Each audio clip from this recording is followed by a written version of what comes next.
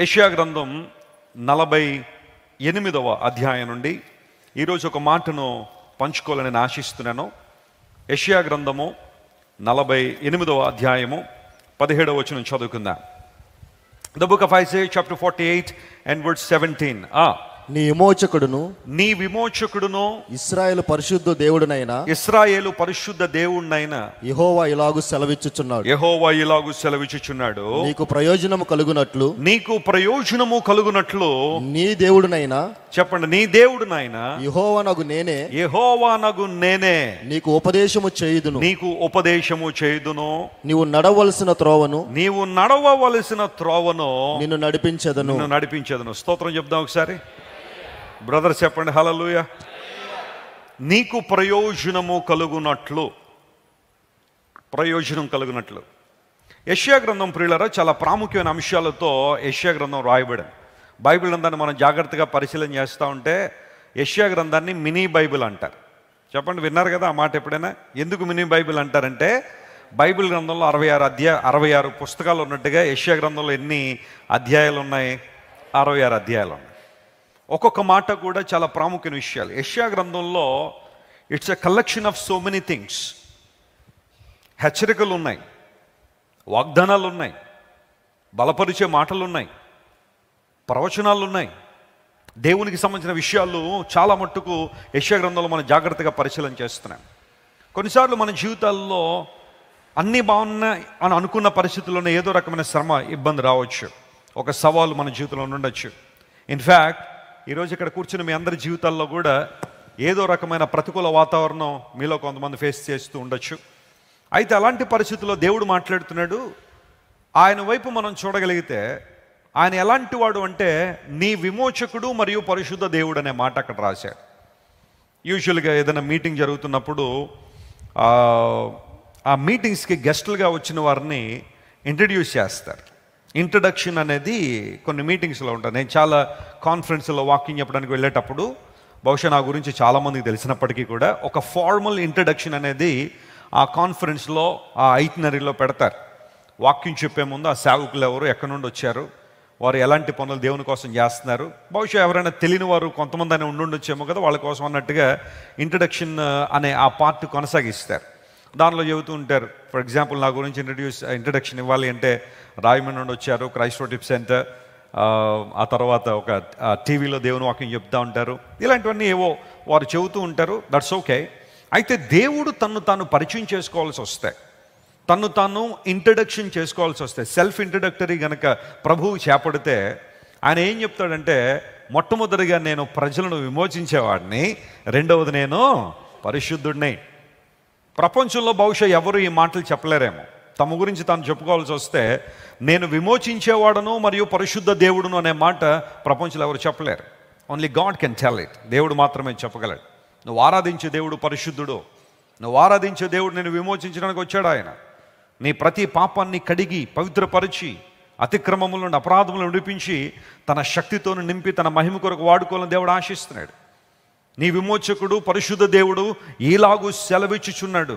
ఏం మాట్లాడుతున్నావు ప్రభువా, ఏం సెలవిస్తున్నావు అంటే, ఆయన అంటున్నాడు, నీకు ప్రయోజనము కలుగునట్లుగా నేను నీకు ఉపదేశాన్ని ఇస్తాను. దేవుని మంచితనం ఎంత గొప్పదో చూడండి, ఆయన ఆశ ఎంత గొప్పదో చూడండి. మనందరం కూడా ఏం పొందాలని కోరుతున్నాడు? ఆయన ప్రయోజనం పొందాలి. మీలో ఎవరైనా చెప్పగలరా, వెస్లీ గారు యేసు ప్రభువుని అంగీకరించి నేను ఇలా పాడైపోయానండి, నేను ఇలా నష్టపోయానండి, నా జీవితంలో లాంటి భయంకర కార్యాలు జరిగాయని ఎవరైనా చెప్పగలరా? నో. ప్రతి ఒక్కరూ మనం చెప్పుకునేది ఏంటంటే, ప్రభువు దగ్గరికి వచ్చిన మనందరూ కూడా ప్రయోజనమే పొందాం, కానీ అన్ని విషయాల్లో ప్రయోజనకర పరిస్థితుల్లోనే మనం ఉన్నాం, కానీ ఏ విషయంలో కూడా మనం నష్టపోలేదు. ప్రాముఖ్యంగా ఆధ్యాత్మిక విషయంలో మనం ఏ ఒక్కరు కూడా నష్టపోలేదు. ప్రభువు మనల్ని తన ప్రయోజనంతో నింపుతున్నాడు. ఈరోజు ఇక్కడ కూర్చున్న మీ అందరి జీవితాల్లో, ఈ శుక్రవారం ఉపవాస ప్రార్థనలో పాల్గొన్న మీ జీవితాల్లో, ఆన్లైన్లో కూడా కొన్ని వేల కుటుంబాలు ప్రపంచవ్యాప్తంగా కనెక్ట్ అవుతున్నారు ప్రతి శుక్రవారం. మీ అందరూ ప్రయోజనం పొందాలనేది దేవుని యొక్క అభిలాష. హల్లెలూయా.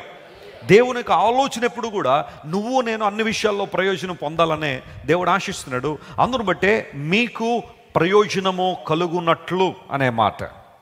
దేవుని ఉపదేశానికి ఎవరైతే లోబడతారో, సంపూర్ణంగా ఎవరైతే ఆయనకు తమ జీవితాలు అప్పగించుకుంటారో, అలాంటి వారు ప్రయోజనాన్ని పొందుకుంటారని లేఖనం చాలా స్పష్టంగా తెలియజేస్తుంది. ప్రయోజనము కలుగునట్లు అనే మాట. నేను ఆ మాట మీద కొంచెం ఈరోజు ధ్యానాంశాన్ని కొనసాగించాలని ఆశపడుతున్నా. బైబిల్లో ప్రతి మాట చాలా విలువైంది కదా. ప్రభు దగ్గరికి వస్తే ప్రార్థనలో మన జీవితాలను ఆయనకు సమర్పించగలిగితే, సడలిపోయిన మన మోకాళ్ళు బలపరచగలిగితే, ఆయన చిత్తానికి మన జీవితాలు సమర్పించుకోగలిగితే, మన జీవితాల్లో ఎలాంటి కార్యాలు కలగాలని దేవుడు ఆశిస్తున్నాడు అని గనక మనం పరిశీలన చేస్తే, నేను ఈ రోజున లేఖనానుసారంగా కొన్ని ప్రాముఖ్య విషయాలు మీతో మాట్లాడాలని నేను కోరుతున్నాను. జాగ్రత్తగా గమనించండి. ప్రయోజనము కలుగునట్లు అన్న మాటను మనం పరిశీలన చేస్తే, ప్రభు దగ్గరికి వస్తే మనకు ఏమి కలుగుతాయి, ఏమి దేవుడు ఇస్తాడు, వేటిని మనకు అనుగ్రహిస్తాడనే మాటను మనం పరిశీలన చేద్దాం. పేతురు రాసిన మొదటి పత్రిక 1వ అధ్యాయాన్ని ఒకసారి మనం తెరుద్దాం. చూడండి, బైబిల్ గ్రంథాన్ని అందరూ తెరుద్దాం. పేతురు రాసిన మొదటి పత్రిక 1వ అధ్యాయంలో ఒక మాటను మీకు జ్ఞాపకం చేస్తాను. చూడండి, 3-4 వచనాలు కలిసే ఉన్నాయి కదా, ఆ మాటలు మనం చదువుదాం. మన ప్రభువు యేసుక్రీస్తు తండ్రి అయిన దేవుడు స్తుతింపబడును గాక. మన ప్రభు అయిన యేసుక్రీస్తు తండ్రి అయిన దేవుడు స్తుతింపబడును గాక. మృతులలో నుండి యేసుక్రీస్తు తిరిగి లేచుట వలన జీవముతో కూడిన నిరీక్షణ మనకు కలుగునట్లు. ఆ మాట అండర్లైన్ చేసుకోండి. ఏం కలగాలట మనకి? నిరీక్షణ కలుగునట్లు. నిరీక్షణ కలుగునట్లుగా. యెషయా గ్రంథం 48:17లో ప్రయోజనము కలుగునట్లుగా అన్నాడు. అంటే దేవుని దగ్గర రావడం ద్వారా దేవుడు మనకు ప్రయోజనాన్ని కలిగిస్తున్నాడు. ఇక్కడ పేతురు మహాశయుడు అంటున్నాడు, క్రీస్తు ప్రభు వారికి ఎవరైతే చోటిస్తున్నారో, మృతుల్లో నుండి యేసు ప్రభు తిరిగి లేచుట వలన జీవంతో కూడిన నిరీక్షణ మనకు కలుగునట్లు. ఆ నిరీక్షణ ఎలాంటిది అంటే, ఆ తర్వాత మాటలు చదవండి. 1 అక్షయమైనది, నిర్మలమైనది, వాడబారనిది స్వాస్యము మనకు కలుగునట్లు ఆయన తన విశేష కనికరము చొప్పున మనలను మరలా జన్మింపజేసెను. మరలా ఏం చేశారట? ఆయన జన్మింపజేశాడు.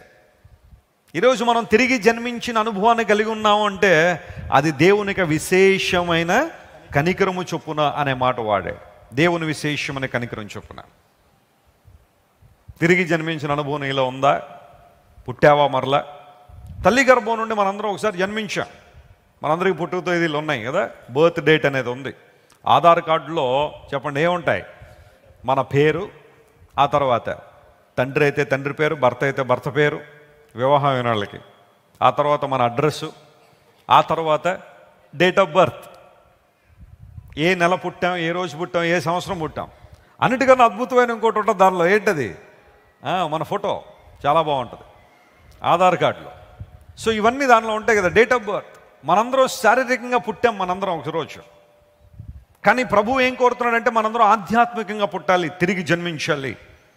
ఈ భూమి మీద మనం పుట్టినప్పుడు ఈ వాతావరణాన్ని ఎలాగైతే అనుసరిస్తున్నామో లేదా అనుభవిస్తున్నామో, దేవుని రాజ్యంలో మనం పుట్టినప్పుడు దైవికమైన విషయాలు మనం చూడగలుగుతాం. స్తోత్రం చెప్పండి, హల్లెలూయా. తల్లి గర్భంలో ఉన్నంత వరకు బహుశా బిడ్డకు ఏం కనబడకపోవచ్చు. ఆ 9 నెలలు తల్లి గర్భంలో ఉన్నప్పుడు ఆ బిడ్డకి తెలిసిందల్లా ఒక్కటే, ఆ తల్లి నుండి తనకు వచ్చే ఆహారం ఏదైతే ఉందో దాన్ని తీసుకోవడమే తప్ప ఇంకేం తెలియదు. కానీ ఎప్పుడైతే ఆ గర్భంలోంచి బయటకు వస్తాడో బిడ్డ, ఈ సువిశాల ప్రపంచాన్ని చూసినట్టుగానే తిరిగి జన్మించకపోతే దేవుని రాజ్య నియమాలు నీకు అర్థం కావు. తిరిగి జన్మించకపోతే దేవుని రాజ్య విషయాలు నీకు నాకు బోధపడవు. నికోదేమనబడే గొప్ప వ్యక్తితో యేసుప్రభువు వారు మాట్లాడుతూ అదన్నారు, నీవు తిరిగి జన్మించాలా. ఒకడు క్రొత్తగా జన్మిస్తేనే కానీ వాడు దేవుని రాజ్యాన్ని చూడలేడన్నాడా, చేరలేడన్నాడా? చేరలేయడం అలా పెట్టండి. కనీసం నువ్వు చూడను కూడా చూడలేవు. ఎందుకోసం అంటే నువ్వు తిరిగి జన్మించలేదు కాబట్టి. బైబిల్ గ్రంథం బోధించే అద్భుతమైన బోధల్లో బోర్న్ అగైన్ ఎక్స్పీరియన్స్ అనేది చాలా ప్రాముఖ్యం. అందును బట్టే దేవుని సేవకులుగా కొంతమందిని మేము కలిసినప్పుడు నువ్వు తిరిగి జన్మించావా అని అడుగుతూ ఉంటాం. చాలామందికి ఆ విషయాలు అర్థం కాకపోవచ్చు. కానీ వాక్యం విన్నప్పుడు, దేవుని వాక్య సత్యాలు గమనిస్తున్నప్పుడు, తిరిగి జన్మించడం అంటే ఏంటో, దేవుని వాక్య నియమాలు అర్థం చేసుకున్నప్పుడు ప్రభు రాజ్యంలో తిరిగి పుట్టడం అంటే ఏంటో అర్థమవుతూ ఉంటాం. మన ఆత్మీయ తండ్రి గారు చెబుతూ ఉంటారు కదా, ఒకసారి డీల్ మూడి అనే దేవుని సేవకుడు ట్రైన్లో ప్రయాణం చేస్తూ ఉంటే ఆయనకు ఎదురుగా ఒక యవనస్తురాలు కూర్చుని ఉంది. సేవకుడు ఆమెతో మాట్లాడాలని, సువార్తను ఏమన్నా అందించాలేమోనని, ఆమె ఆధ్యాత్మిక స్థితిని కనుక్కుందామని చెప్పి ఒక ప్రశ్న అడిగాడు. అమ్మా మీరెవరమ్మా అని అడిగాడు. లేదా నువ్వు రక్షణ పొందావా అని అడిగాడట. Have you been saved? నువ్వు రక్షించబడ్డావా అని అడిగితే ఆమందట నేను బిషప్ గారి కుమార్తెను అందట. ఏమందామే? బిషప్ గారి కుమార్తెను అందట. అంటే అర్థం ఏంటనమాట, మా నాన్నగారు బిషప్ గారు కాబట్టి నేనేమైపోయాను, రక్షించబడిపోయాను. మా తండ్రి గారి సేవకులు కాబట్టి నేను రక్షించబడిపోయాను అని అనుకుంటుందామే. అప్పుడు డిఎల్ మూడీ గారు ఆమె చెప్పిన ఆన్సర్లోనే ఒక చక్కని సువార్త చెప్పాడు ఆమెకి. అమ్మా, నువ్వు ఇంకా బిషప్ గారి కూతురుగానే ఉండిపోయావా? నేనైతే నువ్వు రాజుల రాజు కుమార్తె అనుకున్నానమ్మా అన్నాడంట ఆయన. నువ్వు రాజుల రాజు కుమార్తెగా మారావేమో అనుకున్నాను, నువ్వు ఇంకా బిషప్ గారి కుమార్తెగానే ఉండిపోయావా? ఆ ఒక్క మాట ఆ యవనస్తురాలను ఆలోచింపజేయడం ప్రారంభించింది. కొన్నిసార్లు ఒక్కొక్క మాట అనేక మందిని కదిలిస్తూ ఉంటాయి. ఆ మాటను ఆలోచించడం ప్రారంభించింది. I don't want to remain as a bishop's daughter in my lifetime. I would like to become the daughter of mighty God. దేవుని యొక్క కుమార్తెగా, దేవుని యొక్క బిడ్డగా నేను మార్పు చెందాలి అని నిర్ణయించుకుంది. ఆ రాత్రి ఇంటికి వెళ్ళిన తర్వాత దేవుని సల మోకాళ్ళను ప్రార్థన చేసింది. Lord, I want to become your child. నువ్వు ఎప్పుడైతే తిరిగి జన్మించిన అనుభవంలో ఉంటావో దేవుని రాజ్య విషయాలు నీకు తెలుస్తాయి, వాస్తవాలు నీకు అర్థమవుతున్నాయి. కొంతమంది చాలా కాలం నుండి దేవుని మందిరానికి వస్తున్నారు, మంచిదే, కానీ ఇంకా తిరిగి జన్మించిన అనుభవం అయితే నీలో రాలేదేమో. విశేషమైన కనికరము చొప్పున ఆయన మనల్ని తిరిగి జన్మింపజేశాడు. ఎందుకు అంటే మనందరికీ నిరీక్షణ కలుగునట్లుగా. ఈ నిరీక్షణ ఎవరి మీద? ఈ నిరీక్షణ వేటి మీద అంటే, జాగ్రత్తగా గమనించండి, అక్షయమైన స్వాస్థ్యం మీద, ఆ తర్వాత వాడబారని స్వాస్థ్యం మీద, మూడవది నిర్మలమైన స్వాస్థ్యము. స్వాస్థ్యం అనగా ఆస్తి. మనం పొందుకోగలిగే ఆస్తి ఏదైతే ఉందో దాన్ని స్వాస్థ్యం అంటాం కదా. ఇప్పుడు దేవుడు మన కొరకు సిద్ధపరిచిన స్వాస్థ్యము అది అక్షయమైంది, నిర్మలమైనది, మూడవది వాడబారనేది అన్నది. దేవుని బిడ్డల నిరీక్షణ నిలిచి ఉండే వాటి మీద ఉంటుంది. స్తోత్రం చెప్పండి, హల్లెలూయా. ప్రపంచంలో చాలామంది నిరీక్షణ ఈ రోజున లేని వాటి మీద నిరీక్షణ ఉంది. వాళ్ళకి పొందలేని వాటి మీద నిరీక్షణ పెట్టుకున్నారు చాలామంది. లేని వాటి మీద నిరీక్షణ పెట్టుకుని ఈ జీవితంలో ఎంతో ప్రయాస, ఇబ్బంది, వేదన, కన్నీరు, దుఃఖంలో చాలామంది బ్రతుకుతున్నారు. కానీ ఒక క్రైస్తవుడు నిరీక్షించాడు అంటే ఆ నిరీక్షణ ఉన్న విషయాల మీదే ఉంటుంది, వాస్తవమైన సంగతుల మీదే ఉంటుంది. ఆ సందర్భాల్లో నేను ఫెయిత్ పాయింట్స్ రాస్తూ ఉంటాను. మీలో చాలామంది మన కమ్యూనిటీ ట్యాబ్లో వాటిని చూస్తూ ఉంటారు. ఒకసారి రాశాను, అబ్రహాం యొక్క చూపట పునాదులు గల పట్టణం మీద ఉంది అన్నాడు. అబ్రహాము నిరీక్షణ దేని మీద అంటే, తమ జీవిత కాలంలో ఈ భూమి మీద యాత్రికులమును పరదేశులమునై ఉండి వారి దృష్టి అంతా కూడా దేవుడు వారి కొరకు సిద్ధపరిచిన పునాదులు గల పట్టణం వైపు దృష్టి నిలిపారు. అబ్రహాము నిరీక్షణ నిష్ఫలమైపోయిందా? చెప్పండి గట్టిగా. అబ్రహాము నిరీక్షణ నిష్ఫలమైందా? నో. దైవజనుల యొక్క నిరీక్షణ బైబిల్ గ్రంథంలో వారు వేటి మీద అయితే నిరీక్షణ కలిగి ఉన్నారో ఆ నిరీక్షణ వ్యర్థమైందా? ఖచ్చితంగా కాల. ప్రపంచంలో చాలామంది నిరీక్షణ వ్యర్థమైన వాటి మీద నిరీక్షణ ఉంటుంది. పొందుకోలేని వాటి మీద తమ యొక్క ఆశలు చాలా చాలా ఎక్కువగా బిల్డ్ చేసుకుంటూ ఉంటారు. కానీ దేవుని బిడ్డల నిరీక్షణ వాస్తవమైన, అక్షయమైన, నిర్మలమైన, వాడబారని స్వాస్థ్యం మీద మన దృష్టి ఉంది. నీకు నిరీక్షణ కలగాలని దేవుడు ఆశిస్తున్నాడు. ఈ నిరీక్షణ మనల్ని ఏం చేయతాడు చెప్పండి? సిగ్గుపరచదు అన్నాడు. ఉందా నిరీక్షణ నీకు? దేవుని మీద ఆనుకునే అనుభవం, ఆయన మీద కనిపెట్టుకునే అనుభవం ఉందా? కొన్నిసార్లు దేవుడు తన దయా సంకల్పం చొప్పున తన యొక్క చిత్త ప్రకారం ఏమన్నా మనం అడిగి నీ కొంచెం ఆలస్యం చేస్తుండొచ్చేమో. నువ్వు కంగారు పడాల్సిన అవసరం లేదు, భయపడిపోవాల్సిన అవసరం లేదు. ఆలస్యం అయిపోతుంది కాబట్టి దేవుడు నన్ను ప్రక్కగా నెట్టేసాడేమో, నేను ఆయనకి ఇష్టం కాదేమో, ఆయనకు నేను ప్రియముగా లేనేమో, ప్రీతిగా లేనేమో, ఆయన నన్ను వదిలిపెట్టేసాడేమో, నన్ను బాధపడాల్సిన అవసరం లేదు. దేవుడు నీ పట్ల కొంచెం ఆలస్యం చేస్తున్నాడు అంటే ఆయన నీకేదో గొప్ప బహుమానం ఇవ్వాలనుకుంటున్నాడు. హల్లెలూయా. దాని యొక్క విలువను, దాని యొక్క అద్భుతమైన విషయాలను నీకు తెలిసినప్పుడు, నువ్వు తెలుసుకోవడానికి ఇష్టపడినప్పుడు ఖచ్చితంగా దేవుడు తగిన సమయంలో నేను జ్ఞాపకం చేసుకుంటాడు. దేవుని బిడ్డ కృంగిపోవద్దు దేనికి. మన నిరీక్షణ వాస్తవమైన విషయాల మీద ఉంది. ఒక సముద్ర తీరం దగ్గర నేను ఒకసారి ప్రయాణం చేస్తుంటే, మీటింగ్స్ కోసం వెళ్తుంటే, ఒక ఇంటి బయట ఒక చిన్న పూరి గుడిసె ఉంది. ఆ పూరి గుడిసె బయట ఒక వృద్ధాప్యులను ఆమె కూర్చుని ఉంది. సో ఆ బ్రదర్ ఎవరైతే నన్ను ఆ ప్రాంతాల్లో అన్నీ చూపిస్తా ఉన్నాడు, ఆయన అన్నాడు, అన్న ఒకసారి ఆమెను చూడండి అన్నాడు. చూశాను, చాలా వృద్ధాప్యంలో ఉంది. గతించిన 12 సంవత్సరాల నుంచి ఆమె అక్కడే కూర్చుంటుంది అన్న. ఆ పూరి గుడిసె బయటే కూర్చుంటుంది మోస్ట్ ఆఫ్ ది టైం. ఆ పూరి గుడిసె బయటే ఉంటుంది. ఆ ఇంటి గుమ్మంలోనే కూర్చుంటుంది ఆమె 12 సంవత్సరాల నుంచి. ఎందుకు బాబు అని అడిగితే అతను ఇచ్చిన ఆన్సర్ ఏంటో తెలుసా? తన మనవడు ఒకసారి చేపల వేటకు వెళ్ళాడు సముద్రంలో. చేపలు వేటాడుతున్నాడు. కొన్నిసార్లు ప్రమాదాలు జరుగుతాయి, యాక్సిడెంట్లు జరుగుతాయి. ప్రమాదవశాత్తు వాతావరణం అనుకూలించక అకస్మాత్తుగా తుఫాన్ రావడం ద్వారానో ఆ పడవ గల్లంతి అయిపోయింది.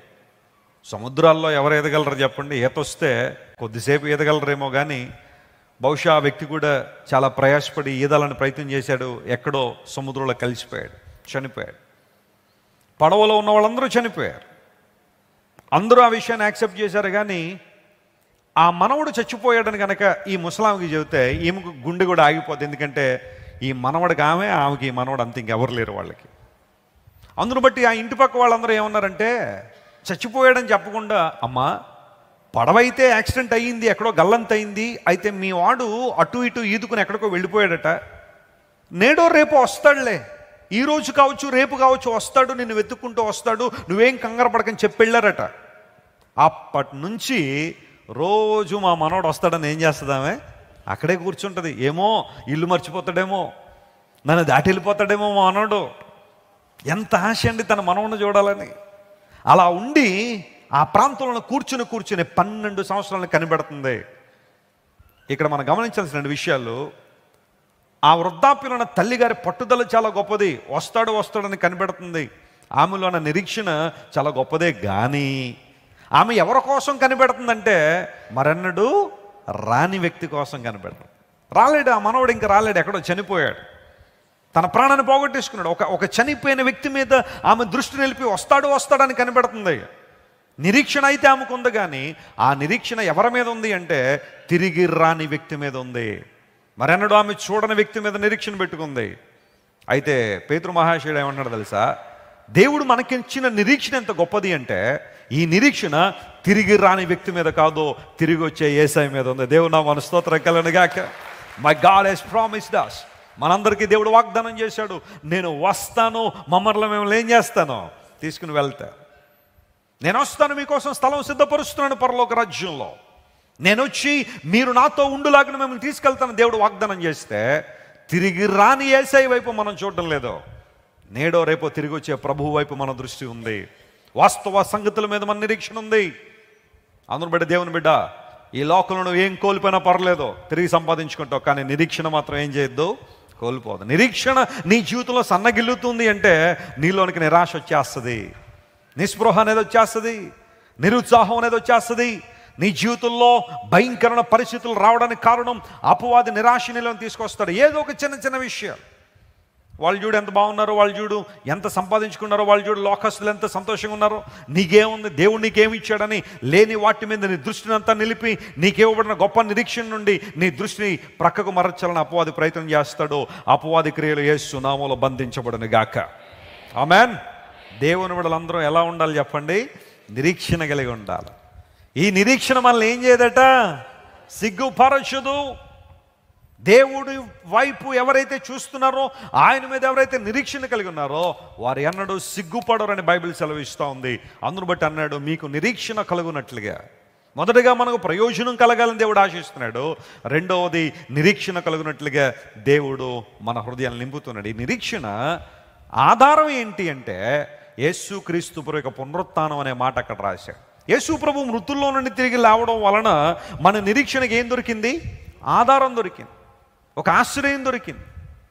We have a firm foundation for our hope which is the resurrection of lord Jesus. యేసుక్రీస్తు ప్రభు యొక్క పునరుత్థానం మనందరికీ కూడా నిరీక్షణకు ఆధారంగా నిలిచింది. యేసు ప్రభు వారి లోకంలో ఉన్న కాలంలో అనేక సందర్భాలు ఆయన చెప్పారు. మనుష్య కుమారుడు పాపుల చేతికి అప్పగించబడుతున్నాడు, వారు ఆయన్ని హింసించి, వారు ఆయన్ని సిలువ వేసి చంపుదురు. అక్కడితో యేసుప్రభు ఆగిపోలా. కేవలం తన మరణాన్ని గురించే యేసుప్రభు ఎక్కువగా చెప్పలేదు. ఆ మరణం తర్వాత జరగబోయే విషయాన్ని కూడా ప్రభువు చెప్పారు. మీరు మార్కు సువార్త కావచ్చు, లూకా సువార్త కావచ్చు, ఎక్కువగా ఈ స్టేట్మెంట్లన్నీ మీరు చదువుతూ ఉంటే, మనుష్య కుమారుడు పాపుల చేతికి అప్పగించబడుతున్నాడు, వారు సిలువ వేసి చంపుదురు, 3వ రోజున ఆయన మరలా ఏం చేస్తాడు? ఆయన తిరిగి లేస్తాడు. పునరుత్థానం అనేది ఏదో అకస్మాత్తుగా జరిగిపోయిన కార్యం కాదు, అది ఏదో అనుకోకుండా జరిగిపోయిన ఫినామినా కాదు. యేసు ప్రభు వారు ముందుగానే చెప్పారు, 3వ రోజున నేను తిరిగి లేస్తాను, మరణం నుండి బయటకు వస్తానని ప్రభువు చెప్పారు. యేసుక్రీస్తు ప్రభు చెప్పినట్టుగానే 3వ రోజున మరణాన్ని ఏం చేశారు? ఆయన తిరిగి లేచారు. ఇప్పుడు నువ్వు నేను ఆరాధన చేస్తుంది మృతమైన దేవుణ్ణా లేదా మరణాన్ని జయించి తిరిగి లేచిన దేవుణ్ణా? గట్టిగా చెప్పాలి అందరూ. మరణాన్ని జయించి తిరిగి లేచిన దేవుడు. మరణాన్నే జయించడానికి శక్తి గల దేవునికి మనల్ని ఆశీర్వాదాలతో నింపే శక్తి ఉండదా? ఖచ్చితంగా ఉంటుంది కదా. ఆయన మరణాన్నే జయించగలిగాడంటే ఆయన శక్తి ఎంత బలమైనదో, ఆయన కృప ఎంత ఉన్నతమైందో మనం స్పష్టంగా అర్థం చేసుకోవచ్చు. దేవుని బిడ్డ, నువ్వు ఆరాధించే దేవుడు జీవం గల దేవుడు కనుక నువ్వు కృంగిపోవాల్సిన అవసరం లేదు. He is the living god. బలమైన కార్యాలు నీ జీవితంలో చేస్తాడు ఆయన. నీకు నిరీక్షణ కలుగునట్లుగా నిన్ను నడిపించే దేవుడు ఆయన. సో ఎవరైతే ఇప్పుడు ప్రభు దగ్గరికి వస్తారో, విమోచకుడైన దేవుని తమ జీవితాలు అప్పగిస్తారో, పరిశుద్ధుడైన దేవుని వైపు చూస్తున్నారో వారికి ప్రయోజనం కలుగుతుంది అన్నాడు. రెండవది ఏం కలుగుతుంది అన్నాడు? నిరీక్షణ కలుగుతుంది అన్నాడు.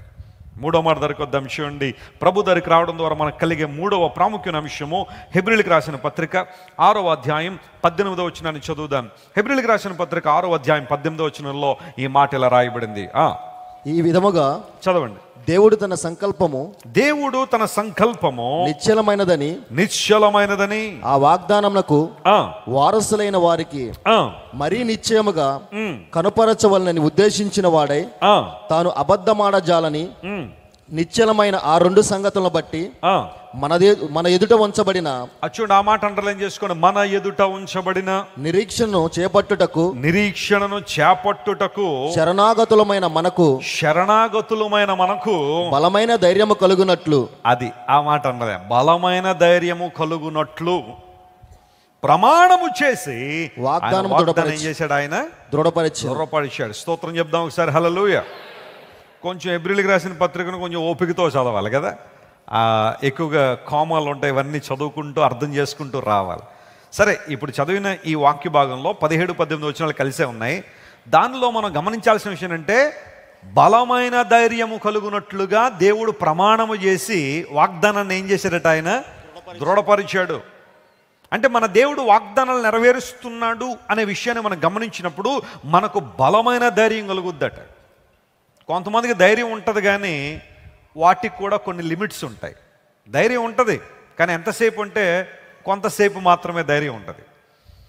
మాకు ఇదివరకు ఒక పెట్ ఉండేది మా ఇంట్లో, ఒక చిన్న డాగ్ ఉండేది. అది అప్పుడప్పుడు మాతో పాటు రోడ్డు మీదకి వచ్చేది వాకింగ్ కోసం. వచ్చిన తర్వాత రోడ్డు మీద కొన్ని కుక్కలు తిరుగుతూ ఉంటాయి, స్ట్రీట్ డాగ్స్ అన్ని తిరుగుతూ ఉంటే ఇది వాటి మీద మామూలుగా విరిచిపడేది కాదు. వాస్తవానికి ఉన్నదేమో చిన్నది ఇది, కానీ వాటి మీద గట్టిగా కేకలేయడం, అరవడం, ఇంకా 3 వీధులు వెనబడలేక అరుస్తూ ఉండేది. నేను ఒకసారి ఆలోచన చేశాను, దీనికి ఇంత ధైర్యం ఎక్కడ నుండి వస్తుందా అని ఆలోచన చేస్తే పక్కన ఎవరున్నాం అనమాట, మేమున్నాం అనమాట. పక్కన మేము ఉన్నాం కాబట్టి ఎప్పుడైనా దాని పరిస్థితుల్లో దాన్ని ఎక్కడైనా అలా ఉంచేసి లోపలికి రాగానే ఇంక అరిసేది కదా ఎవరి మీద. ఎందుకంటే ఇప్పుడు ఎవరు లేరు, ప్రక్కన ఓనర్ లేడు, యజమాని లేడు కాబట్టి చాలా మెల్లగా ఉండేది. ప్రక్కన ఉన్నామంటే ఇంకా మామూలుగా రెచ్చిపోయేది కాదు, గట్టిగా అరుస్తూ ఉంటాయి. కొంతమంది ధైర్యం ఉండొచ్చు కానీ ఆ ధైర్యానికి కొన్ని లిమిటేషన్స్ ఉంటాయి. డబ్బు ఉన్నప్పుడు కొంతమంది ధైర్యంగా ఉంటారు, ఆ డబ్బు కాస్త పోగానే ధైర్యం ఏమైద్ది, మొత్తం పోయినట్టే. బంధువులు ఉన్నంతసేపు బాగానే ఉంటారు కానీ ఎక్కడైనా ట్రాన్స్ఫర్ అయ్యి మాకు ఇక్కడ ఎవరూ తెలియదండి, మేమంతా కూడా ఆ స్ట్రేంజర్స్ ఉండి ఇక్కడ ఉన్నప్పుడు ఒకలాంటి దిగులు, భయం వారిలో ఉండుండొచ్చు. చూడండి, కొంతమంది స్టేట్లు మారి వస్తూ ఉంటారు, రాష్ట్రాలు మారి వస్తూ ఉంటారు ట్రాన్స్ఫర్లు తీసుకుని. భాష తెలియదండి, ఇక్కడ కల్చర్ మాకు తెలియదండి, ఎలా ఉంటుందో తెలియదన్న ఏదో రకమైన ఒక భయం అయితే వారిలో ఉంటానే ఉంటుంది. కొన్నిసార్లు వేరే దేశాలు వెళ్ళినప్పుడు, వేరే పరిస్థితులు వెళ్ళినప్పుడు పరిస్థితులు అలా ఉంటాయి. కొంతమంది లాంగ్వేజ్ బట్టి కూడా కొన్నిసార్లు భయం వేస్తుంటుంది. నేను ఆఫ్రికా వెళ్ళానంటే ఎక్కడో కొంచెం భయం ఉంటుంది నాకు, ఎందుకంటే వాళ్ళు మాట్లాడడం అంత ఈజీగా మనకు అర్థంగా, చాలా జాగ్రత్తగా వినాలి. ఇంగ్లీషే మాట్లాడతారు కానీ వారి ఇంగ్లీష్ అంతా చాలా డిఫరెంట్గా ఉంటుంది. ఇప్పుడు మన తెలుగు రాష్ట్రాల్లో కూడా లాంగ్వేజ్లో డిఫరెన్సెస్ ఉన్నట్టుగా శ్రీకాకుళం వాళ్ళు ఒకలాంటి లాంగ్వేజ్ మాట్లాడతారు, ఒక స్లాంగ్ ఉంటుంది. ఆ తర్వాత తూర్పుగోదావరి, పశ్చిమ గోదావరి జిల్లాల్లో ఉన్నవాళ్ళు ఒక స్లాంగ్ మాట్లాడతారు. ఇటు ఇంకొంచెం ఇలా తెలంగాణ వెళ్ళిపోతే చెప్పండి ఒక స్లాంగ్ మాట్లాడతారు. ఈ 3 కలిపేసి మాట్లాడే వాళ్ళు కొంతమంది ఉంటారు. ఒక్కొక్క పదానికి ఒక్కొక్క కల్చర్తో ముడిపెట్టేవాళ్ళు.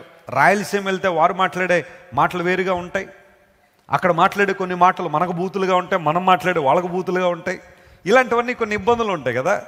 ఆఫ్రికాలో వెళ్ళామంటే వాళ్ళందరూ కూడా ఇంగ్లీషే మాట్లాడతారు మ్యాక్సిమము, కానీ ఆ మాటలు చాలా జాగ్రత్తగా వినకపోతే మనకు అర్థం కాదు. నేను ఫస్ట్ టైం ఆఫ్రికా వెళ్ళగానే పాస్ట్గా నా పక్కన కూర్చుని కారెక్కగానే ఆయన ఏదో అన్నాడు కదా, ఓకే రద్దోలని ఓకే రేసాను నేను. ఆయన ఏదో అన్నాడు, నేను ఓకే అన్నాను. కారు దిగేసి వెళ్ళిపోయి కాఫీ పట్టుకొచ్చాడు ఆయన. ఓ థ్యాంక్ గాడ్, కాఫీ కావాలని అడిగాడు అనమాట ఆయన. అదే మీరు ఇంటికి వెళ్ళిపోతారా అనుకుంటే పరిస్థితి అయ్యండి అది. మళ్ళీ ఫ్లైట్కి ఇచ్చేద్దాడు ఆయన, రాయమండ్రి వచ్చేద్దు, నేను మరి మీటింగ్లో ఏమైపోను.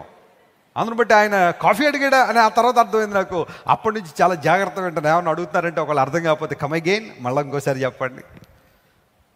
భయాలు ఉంటాయి, కొన్ని రకాల భయాలు మనలో. భవిష్యత్తును గురించిన భయాలు కావచ్చు, పిల్లల గురించిన భయాలు కావచ్చు, ఇన్సెక్యూరిటీ ఇన్ జాబ్. సాఫ్ట్వేర్ ఎంప్లాయీస్లో ఈ రోజున భయం మామూలుగా లేదు. ఎప్పుడు ఉంటుందో తెలియదు, జాబు ఎప్పుడు ఊడిపోద్దో తెలియదు. అలాంటి పరిస్థితులు ఉన్నాయి. పింక్ స్లిప్ అంటారు దాన్ని. చక్కగా తయారై ఇంటి నుండి బాగా సిద్ధపడి ఓ మంచి టిఫిన్ బాక్స్ లేకపోతే లంచ్ బాక్స్ అంతా పెట్టుకుని తీరా ఆఫీస్కి రాగానే ఆఫీస్ టేబుల్ మీద పింక్ స్లిప్ ఉంటుంది. అంటే అర్థం ఏంటో తెలుసా, మీ ఉద్యోగం పోయిందని చాలా పొలైట్గా చెప్పడం అన్నమాట. ఇంకా స్లిప్ పట్టుకుని ఇంటికి వచ్చేయడమే. బేరాలు ఆడడం లేదు, ఇక ఎందుకు తీసారని అడగడం లేదు. అవన్నీ ముందే, జాబు జాయిన్ అవ్వకముందే ఆ టర్మ్స్ అండ్ కండిషన్స్ అన్నీ కూడా ఉంటాయి దానిలో. వీళ్ళు ఆల్రెడీ జాబ్ వచ్చిన కంగారులో సంతకాలు పెట్టేస్తారు. ఆ టైంలో ఉంటుంది అక్కడ, any time we can send you of from this place. భయం భయం భయం. అయితే దేవుని వాక్యం సెలవిస్తూ ఉంది, మనందరూ కూడా నిరీక్షణ కలిగినట్లుగా శరణాగతులం అన్నాడు. స్తోత్రం చెప్పండి. మనం ఏ గతులం అట? శరణాగతులం. ఇంగ్లీష్లో ఏమన్నాడంటే we have flood to the refuse అనే మాట వాడాడు. శరణు కోరుకున్న వారం అంట మనం. నీవే నా శరణం అని పాడతాం కదా, ప్రభువా నీవే నా శరణం అని. శరణాగతులు అంటే అర్థం ఏంటంటే శరణు కోరుకున్నవారు, శరణు కోరుకున్నవారు. ఆయా దేశాల్లో రెఫ్యూజీ క్యాంప్స్ ఉంటాయి. ఏదైనా ఒక దేశంలో అన్రెస్ట్ క్రియేట్ అయితే, రాజకీయ అనిశ్చితి గనక వస్తే, యుద్ధాలు గనక వస్తే, ఆ దేశంలో ఉన్న ప్రజలు ప్రక్క దేశాలకు వలస వెళ్ళిపోతూ ఉంటారు. ఆ బార్డర్ దాటడానికి బార్డర్ దగ్గరికి వచ్చేస్తుంటారు. ఆ బార్డర్ కంట్రోల్ టీం వాళ్ళు ఉంటారు. వాళ్ళు ఏం చేస్తారంటే వీళ్ళని మానవతా దృక్పథం ఆలోచించి కంపాషనేట్ గ్రౌండ్స్లో వారిని లోపల తీసుకుంటారు. ఆ దేశంలో తీసుకుని వారిని ఒక రెఫ్యూజీ క్యాంపులో పెడతారు. ఆ క్యాంపుల్లో వీరు ఉండాలి కొంతకాలం. ఉన్న తర్వాత వీరి డీటెయిల్స్ అన్ని తీసుకుని, వారి పేర్లన్నీ తీసుకుని, వారి ఐడెంటిటీ అంతా చెక్ చేసుకున్న తర్వాత అప్పుడు ఆ దేశానికి సంబంధించిన పౌరసత్వాన్ని వాళ్ళకి ఇస్తారు, లేదా ఆ దేశంలో నివసించే పౌరసత్వాన్ని ఇస్తారు. ఈరోజు మన భారతదేశంలో కూడా కొన్ని రకాల మాటలు వినబడుతున్నాయి. సిఏఏ గురించి మీరు చాలా వింటున్నారు. ఆ తర్వాత ఇంకా రకరకాల ఎన్నో వస్తాయో మనకు తెలియదు. అయితే కొన్ని దేశాల్లో పౌరసత్వం కొంతమంది తీసుకుంటారు. వాటిని అసైలమ్స్ అంటారు. వాళ్ళు శరణాగతులు, శరణు కోరుకున్నవారు, శరణార్థులు అనే మాట. జాగ్రత్త గమనించండి ప్రియులారా, భౌతిక సంబంధమైన శరణం గురించి నేను మాట్లాడడం లేదు, కానీ మన రక్షణకు, మన ఆనందానికి, మన స్వాస్థ్యానికి, మన ఆధ్యాత్మిక అనుభవాలకి అనుక్షణం మనం ఎవరి మీద ఆధారపడాలి? దేవుని మీద ఆధారపడాలి. అందును బట్టే ఎస్, మనం ఎప్పుడు శరణాగతులమే, దేవుని మీద ఆధారపడేవారమే, దేవుని మీద ఆనుకునేవారమే. నాకు నేనుగా నేనేదో సాధించేస్తానంటే జరిగేది కాదు. I depend on my God for everything. ప్రతి విషయానికి నా దేవుని మీద నేను ఆధారపడతాను. అలా ఆధారపడాలనే దేవుడు ఆశిస్తున్నాడు. అలా ఆధారపడేవారంటే దేవునికి చాలా ఇష్టం. హల్లెలూయా. తన కృప కొరకు కనిపెట్టుకుని వారి యందు దేవుడు ఏం చేస్తాడట? ఆయన ఆనందిస్తాడట. తన కృప కొరకు కనిపెట్టుకునే వారి మీద దేవుని దృష్టి ఉంది. ఈరోజు నీకు నాకు బలమైన ధైర్యము కలుగునట్లుగా. దేనికోసం భయపడుతున్నావమ్మా? ఈ శుక్రవారం ప్రార్థనకు వచ్చినప్పుడు కూడా ఏదో రకమైన ఆలోచనను బాగా కృంగదీసి ఉండొచ్చు. రాత్రులు నిద్ర పట్టట్లేదని వెస్లీ గారు ఎంతో ప్రయాసపడుతున్నాను, ఎన్నో రకాల ప్రయత్నాలు చేస్తున్నాను. రాత్రులు నిద్రపోవడానికి రకరకాలైన ఆ రిఫ్రెషింగ్ మ్యూజిక్లు ఉన్నాయి. కొన్ని యూట్యూబ్ ఆన్ చేయగానే కామ్ అండ్ క్వైట్ మ్యూజిక్ అనగానే అది పెట్టుకుంటే నిద్రపోతామని చాలామంది రాత్రులు పడుకునేటప్పుడు హెడ్ ఫోన్స్ పెట్టుకుని ఆ మ్యూజిక్ ఆన్ చేసుకుని పడుకునే వాళ్ళు కూడా చాలామంది ఉన్నారు. మన దేశంలో ఒక అపర కోటీశ్వరుడు ఉన్నాడు. అతని పేరు చెప్పను, కానీ అతనికి నిద్ర పట్టాలంటే రాత్రులు హిందీ సినిమా పాటలు పెట్టుకోవాలట ఆయన. అప్పుడుగా నిద్రపోడంట. పాత పాటలన్నీ పెట్టుకుని విని ఎప్పుడో నిద్రపోతూ ఉంటాడు. ఇలా చాలామంది స్ట్రగుల్ అవుతున్నారు ఏదో ఒక విషయానికి. భయం ఆందోళన. అయితే లేఖనం సెలవిస్తూ ఉంది, మనకు దేవుడిచ్చే ధైర్యం అట బలమైన ధైర్యం అన్నాడు. Praise the lord. ఇది మామూలు ధైర్యం కాదు. ఇది మరొక చోట మంచి ధైర్యం అనే మాట వాడాడు. ఇక్కడ బలమైన ధైర్యం అనే మాట వాడాడు. నేను ప్రకటిస్తున్నాను, క్రైస్ట్ టిప్స్ సెంటర్ దేవుని బిడ్డలందరూ కూడా బలమైన ధైర్యంతో నింపబడదురు గాక. ఏ రకమైన భయం కానీ ఆందోళన కానీ మీరు దరి చేరకుండా, సవాళ్ళు లేవని అంటల్లా, నిందలు లేవని అంటల్లా, నిరాశలోనికి మిమ్మల్ని తీసుకెళ్లే పరిస్థితులు రావని అంటలేదు. కానీ ఆ పర్టికులర్ టైంలో దేవుని వాక్యం ద్వారా, దేవుని వాగ్దానాలు మనం జ్ఞాపకం చేసుకోవడం ద్వారా మనము బలమైన ధైర్యం కలిగి ఉంటామని లేఖనం సెలవిస్తాం. వస్తావు ప్రభు దగ్గరికి. యెషయా 48:17 ప్రకారం ప్రయోజనం కలుగునట్లు అన్నాడు. పేతురు రాసిన మొదటి పత్రిక 1:3-4 ప్రకారం మనందరికీ నిరీక్షణ కలుగునట్లు అన్నాడు. ఇప్పుడు మనం చదువుకున్న వాక్య భాగంలో హెబ్రీయులకు రాసిన పత్రికలో 6:17-18లో మంచి ధైర్యము కలుగునట్లు అనే మాట మనం చూసాం. ఆ తర్వాత మరొక మాటను కూడా మీకు జ్ఞాపకం చేస్తాను చూడండి. ఈసారి యోహాను సువార్త 16వ అధ్యాయం 33వ వచనం చదువుతున్నాను. యోహాను సువార్త 16వ అధ్యాయము 33వ వచనంలో ఈ మాట ఇలా రాయబడింది. నా యందు మీకు సమాధానము కలుగునట్లు ఈ మాటలు మీతో చెప్పుచున్నాను. ఈ మాటలు మీకు ఏం చేస్తున్నానో చెబుతున్నాను. లోకములో మీకు శ్రమ కలుగును. లోకములో మీకు ఏం కలుగుద్ది? శ్రమ కలుగును. అయినను మీరు ఏం తెచ్చుకోండి? ధైర్యం తెచ్చుకోండి. ఎందుకంటే నేను లోకమును ఏం చేశాను? జయించి ఉన్నానని. చూడండి, ఇప్పుడు ఈ వాక్య భాగంలో మనకు ఒక మాట దొరికింది కదా, అదేంటంటే మీకు సమాధానము కలుగునట్లు. చూసారా మాట? అంటే దేవుని దగ్గరికి వస్తే మనకి ఏం కలుగుతున్నాయి అని పరిశీలన చేస్తే ఇక్కడ సమాధానము కలుగునట్లుగా. యోహాను సువార్త 13, 14, 15, 16, 17 ఈ 5 అధ్యాయాలని అప్పర్ రూమ్ డిస్కోర్స్ అని పిలుస్తారు.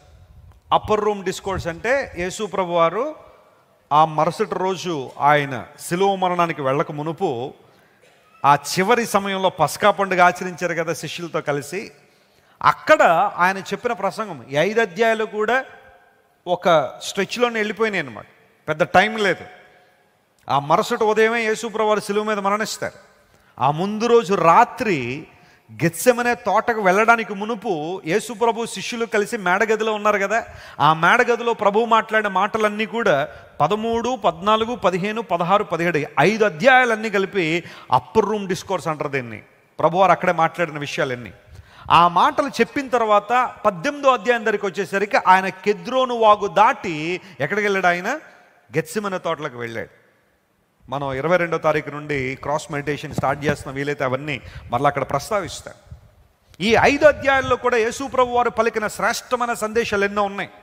ఆయన ఈ లోకానికి ఎందుకు వచ్చారు, తగ్గింపు అంటే ఏంటి, గొప్పవారుగా మనం ఉండాలంటే ఏం చేయాలి, పరిశుద్ధాత్మ దేవుని యొక్క పరిచర్య ఏంటి, ఒక అవిశ్వాసిలో పరిశుద్ధాత్మ దేవుడు ఎలా పనిచేస్తాడు, విశ్వాసిలో పరిశుద్ధాత్మ దేవుని యొక్క పనేంటి, ఇలాంటివన్నీ కూడా యేసు ప్రభు ప్రకటించి 17వ అధ్యాయంలో, యోహాను సువార్త 17వ అధ్యాయంలో ఒక బ్యూటిఫుల్ ప్రేయర్, ఒక అద్భుతమైన ప్రార్థన యేసు ప్రభు చేశారు. A prayer that is a call for unification. అందరూ ఐక్యంగా ఉండునట్లుగా, దేవుని మహింపరచునట్లుగా దేవుడు ఒక చక్కని ప్రార్థన చేశాడు. ఆ ప్రార్థన అయిన తర్వాత శిష్యులను వెంట పెట్టుకుని ఆయన గెత్సెమనే తోటకు వెళ్ళినట్టుగా మనం చూస్తాం కదా. ఈ 16వ అధ్యాయం దగ్గరికి వచ్చి ప్రభు అంటున్నాడు, మీకు లోకంలో శ్రమ కలుగుద్ది, అయినా మీరు ధైర్యం తెచ్చుకోండి. ఎందుకోసం అంటే నా వలన మీకేం కలుగుద్ది అన్నాడు ఆయన? సమాధానం కలుగుద్ది అన్నాడు. ఈ సమాధానం ఎంత గొప్పది అంటే ప్రతికూల వాతావరణాల మధ్యలో కూడా దేవుని మీద ఆధారపడగలిగే, దేవుని సమాధానాన్ని కోరుకొనగలిగే అద్భుతమైన విషయం.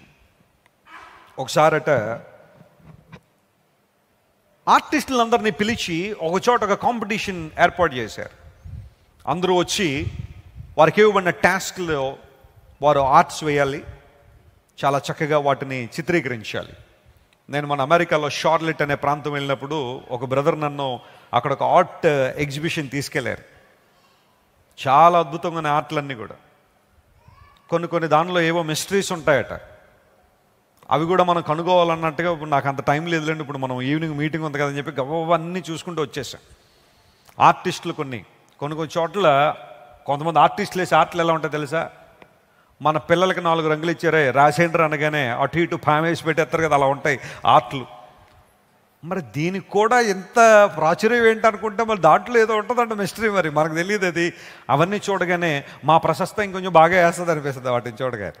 అలాంటి ఆర్ట్లు కూడా ఉంటాయి కదా. అయితే ఒక ఆర్ట్ ఎగ్జిబిషన్ జరుగుతున్నప్పుడు ఆ నిర్వాహకులు, ఆర్గనైజర్స్ ఔత్సాహికులైన వారందరూ వచ్చారు, మేము కూడా ఆటలు వేస్తామని, కాంపిటీషన్లో పాల్గొనడానికి. The task given to them is peace. సమాధానం అన్న మాట మీద, శాంతి అనే మాట మీద ఒక చిత్రపటాన్ని వేయమని చెప్పారు. ఇంకా వెంటనే అందరూ కూడా సమాధానం అనగానే మొట్టమొదటిగా అందరికీ గుర్తు వచ్చేది పావురం కదా, పావురం బొమ్మ వేసేసారు చాలామంది. ఆ తర్వాత రకరకాల చిహ్నాలు ఇవన్నీ కూడా వేసుకుంటూ వచ్చారు, పీస్కి సంబంధించిన అవన్నీ కూడా వేసుకుంటూ వచ్చారు. అంతా అయిపోయిన తర్వాత ఆర్గనైజర్స్ అవన్నీ కూడా పరిశీలన చేసి ఒక ఆయనకు ఫస్ట్ ప్రైజ్ అనౌన్స్ చేశారు. ఎందుకు అనౌన్స్ చేశారంటే, ఆ వ్యక్తి ఒక చక్కని చిత్రపటాన్ని వేశాడు. అల్లకల్లోలమైన వాతావరణం ఉంది, ఒక భయంకర తుఫాన్ లాంటి వాతావరణం ఉంది. సముద్రపు అలలు ఉవ్వెత్తున ఎగిసిపడుతున్నాయి. ఆ ప్రాంతం అంతా చూస్తూ ఉంటే ఒక హుదూద్ తుఫాన్ లాంటిది కనుక వస్తే ఎలా ఉంటుందో పరిస్థితి అలా ఉంది. మీరు ఎప్పుడైనా తుఫాన్ ఎదుర్కొన్నారా? తుఫాను పరిస్థితులు ఎప్పుడైనా ఎదుర్కొన్నారా? నాకు తెలిసి నేను మన రాజమండ్రికి, ఇఫ్ ఐఎమ్ నాట్ రాంగ్, 1997లో నవంబర్ 6వ తారీఖు ఒక తుఫాన్ వచ్చింది.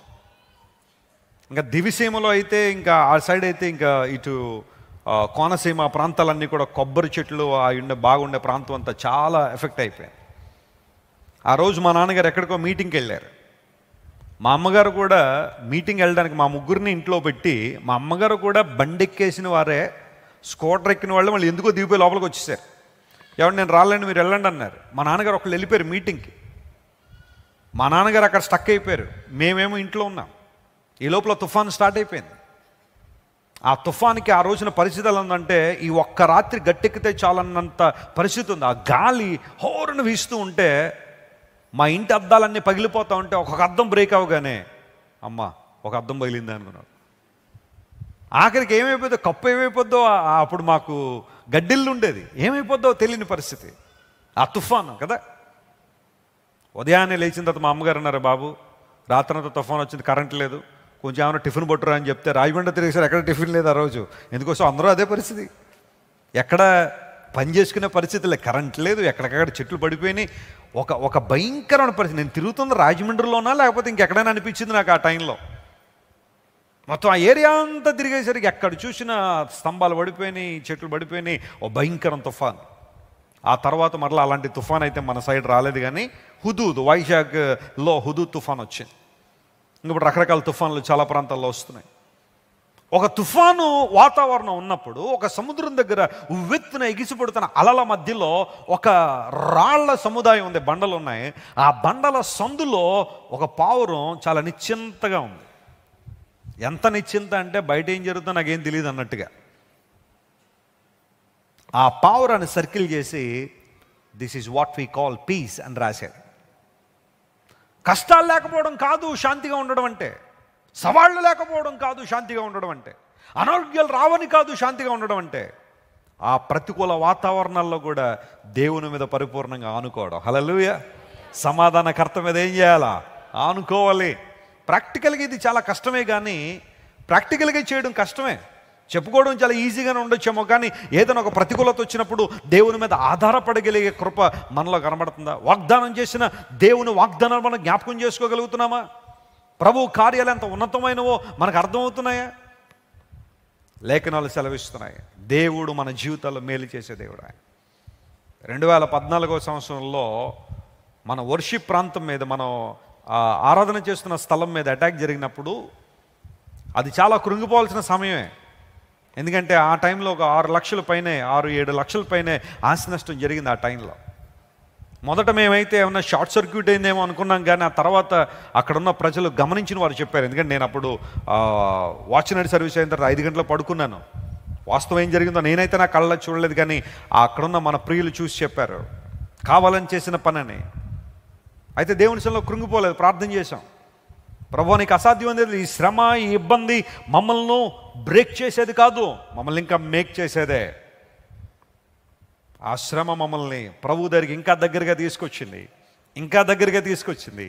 ఎంతగా అంటే ఈ రోజున దేవుని నామాన్ని మహింపరచడానికి దేవుడు అనేక ప్రాంతాల్లో వాడుకున్నట్లుగా. ప్రభునందు ప్రియ దేవుని బిడ్డలారా, ఎట్టి ఆదరణతో దేవుడు మనల్ని ఆదరిస్తున్నాడో అదే ఆదరణతో మన ఇతరులు కూడా ఏం చేయాలన్నాడు? ఆదరిస్తాడు. కృంగిపోతున్నావా? శ్రమ వచ్చిందని, ఒక నింద వచ్చిందని కృంగిపోతున్నావా? దేవుని మందిరానికి నువ్వు వస్తూ ఉంటే బహుశా నీ స్నేహితులు నువ్వు కూడా వెళ్ళిపోతున్నావు దేవుని మందిరానికి, నువ్వు కూడా వెళ్ళిపోతున్నావు యేసు ప్రభు సన్నిధికి. మన కులం ఏంటి, మన మతం ఏంటి, మన ప్రాంతం ఏంటి అని స్నేహితులు కొంతమంది నిన్ను అలా మాట్లాడుతున్నారని చెప్పి వాళ్ళని సంతోషపరచాలని బహుశా వెనక్కి వెళ్ళిపోతున్నావా నువ్వు? దేవుడు నీ కొరకు సిద్ధపరిచిన బహుమానం, ఆయన నీ కొరకు సిద్ధపరిచిన మహిమ, ఆయన నీ కొరకు సిద్ధపరిచిన శ్రేష్టమైన విషయాలు కన్నా స్నేహితుల ఒపీనియన్లు నీకు ఎక్కువ అవుతున్నాయేమో కొన్ని సందర్భాలు ఆలోచించాయి. శ్రమ వస్తుంది, ఇబ్బందులు రావచ్చు, నిందలు రావచ్చు. ప్రభువును గట్టిగా పట్టుకున్నందుకు ఒకవేళ నీ మతం నిన్ను వెలివేయచ్చు, నీ కులం నిన్ను వెలివేయచ్చు, నేను ఒకవేళ వెర్రివానిగా వారు చూడొచ్చేమో, మతి భ్రమించిన వారిగా ప్రజలు నిన్ను చూడొచ్చేమో. కానీ కీప్ ఫోకసింగ్ ఆన్ గాడ్. దేవుని మీద దృష్టి నిలుపు దేవుని బిడ్డ. ఆయన ఎప్పుడు నిన్ను వదిలిపెట్టేవాడు కాదు. మీలో ఉన్నవాడు లోకంలో ఉన్నవాడి కన్నా గొప్పవాడు. ఈ అవగాహన నీకుందా? One who is in you is greater than one is in the world. లోకంలో ఉన్నవాని కంటే నీలో ఉన్నవాడు గొప్పవాడు. ఓ పాట మనం ఎప్పుడు పాడుతూ ఉంటాం కదా, గుర్తుందా మీకు? మర్చిపోయారా? లోకంలో ఉన్నవారి కంటే నా యేసు గొప్పవాడు. అందరూ చెబుదాం, లోకంలో ఉన్నవారి కంటే నా యేసు గొప్పవాడు, నా యేసు గొప్పవాడు, నా యేసు గొప్పవాడు, నా యేసు గొప్పవాడు. హల్లెలూయా. నా యేసు గొప్పవాడు, నా యేసు గొప్పవాడు, నా యేసు గొప్పవాడు. లోకంలో ఉన్న వారి కంటే నా యేసు మంచివాడు. లోకంలో ఉన్న వారి కంటే నా యేసు మంచివాడు,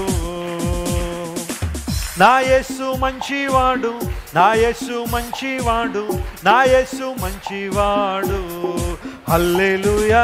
నా యేసు మంచివాడు, నా యేసు మంచివాడు, నా యేసు మంచివాడు. లోకంలో మీకు శ్రమ కలిగినప్పుడు ధైర్యాన్ని వదిలిపెట్టకండి. మీకు సమాధానము కలుగునట్లుగా నేను మీకు తోడై ఉన్నాను. ఎంత గొప్ప దేవుడు ఆయన. ఈరోజు సమాధానం లేక ఉన్నావా? భార్యాభర్తలు సమాధానం లేక ప్రతి చిన్నదానికి గొడవలు, గందరగోళాలు, ప్రతి చిన్నదానికి భయంకరంగా దెబ్బలాడుకోవడాలు, బిడ్డల భవిష్యత్తును పాడు చేస్తూ వారు చదువుకోనివ్వకుండా. కొంతమంది భార్యాభర్తలు ఉంటారండి, సరిగ్గా ఎగ్జామ్ సీజన్లోనే వాళ్ళకు కూడా మరి ఏమనిపిస్తుందో అప్పుడే దెబ్బలాడడం మొదలెడతారు ఇంట్లో. పిల్లల చదువులన్నీ పాడైపోతున్నాయి కొన్ని కుటుంబాల్లో.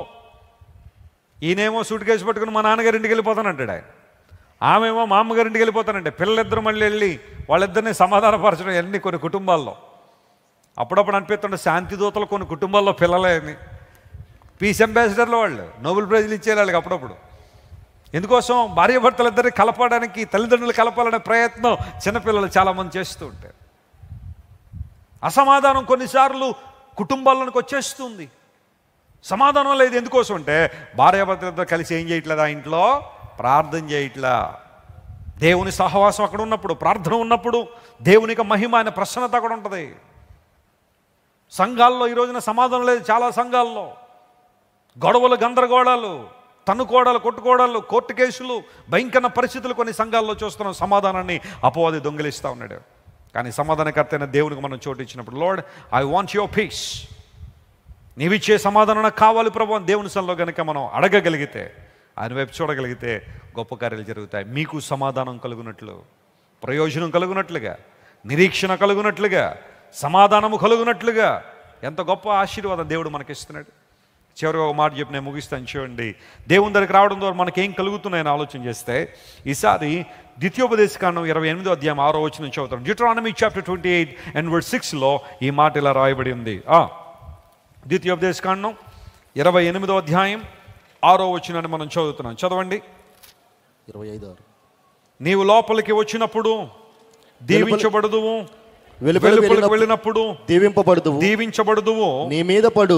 8వ వచనం చదువుతున్నాం. నీ కొట్లలోను నీవు చేయు ప్రయత్నములన్నింటిలోనూ నీకు దీవెన కలుగునట్లు. ఆ మాట అంటారు. నీకేం కలుగునట్లుగా? దీవెన కలుగునట్లుగా యెహోవా ఏం చేస్తారట? ఆయన ఆజ్ఞాపించు. నమ్మిన వారు స్తోత్రం చెప్దాం ఒకసారి. హల్లెలూయా. భూమి మీద ఉన్న సమస్త జన్మల కంటే నేను హెచ్చిస్తాను అని దేవుడు వాగ్దానంతో 28వ అధ్యాయం ద్వితీయోపదేశకాండం ప్రారంభించబడితే, 8వ వచనం దగ్గరికి వచ్చేసరికి అంటున్నాడు, దేవుడు ఆజ్ఞాపిస్తాడట. ఏంటి ఆజ్ఞను ఆలోచన చేస్తే, నీ కొట్లలోనూ నీవు చేయు ప్రయత్నములన్నిటిలోనూ నీకేం కలుగుతుంది? దీవెన కలుగుతుంది. బహుశా ఈరోజు కొంతమంది దేవుడు నాతో ఏం మాట్లాడతాడని కనిపెట్టి వచ్చావేమో. ఏదైనా ఒక పని ప్రారంభం చేయబోతున్నావు, ఒక బిజినెస్ ప్రారంభించిన, ఒక స్టార్టప్ చేయాలనే ఆలోచనలో ఉంది, ఏదైనా ఒక ప్రాజెక్ట్ను ముందు తీసుకెళ్ళాలని ఆలోచనలో ఉంది. కొన్నిసార్లు దేవుని యొక్క గైడెన్స్ కోసం ప్రార్థన చేస్తుంటే, దేవుని బిడ్డ నమ్ము, దేవుడు నీతో మాట్లాడుతున్నాడు, చేయి, ప్రయత్నం చేయి. నీ ప్రయత్నాల్లో ఎవరు నీకు తోడుగా ఉన్నారు? దేవుడు నీకు తోడై ఉన్నాడు. నీ ప్రయత్నాల్లో దేవుడు నీకు తోడై ఉన్నాడు. నీ కొట్లలోనూ నీ ప్రయత్నములన్నిటిలోనూ నీకు దీవెన కలుగునట్లుగా. హల్లెలూయా.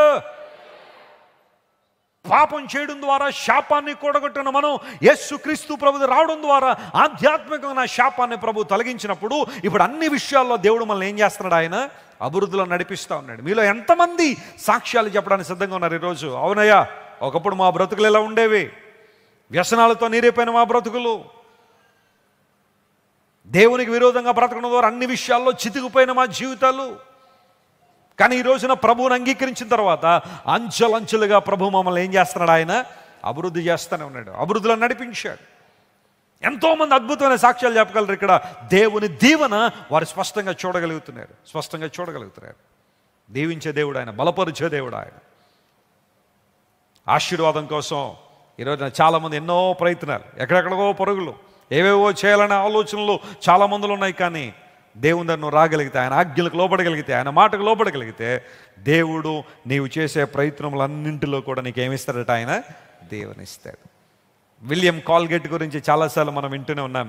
ఆత్మీయ తండ్రి గారు ఆ సందర్భాల్లో చెబుతూ ఉంటారు.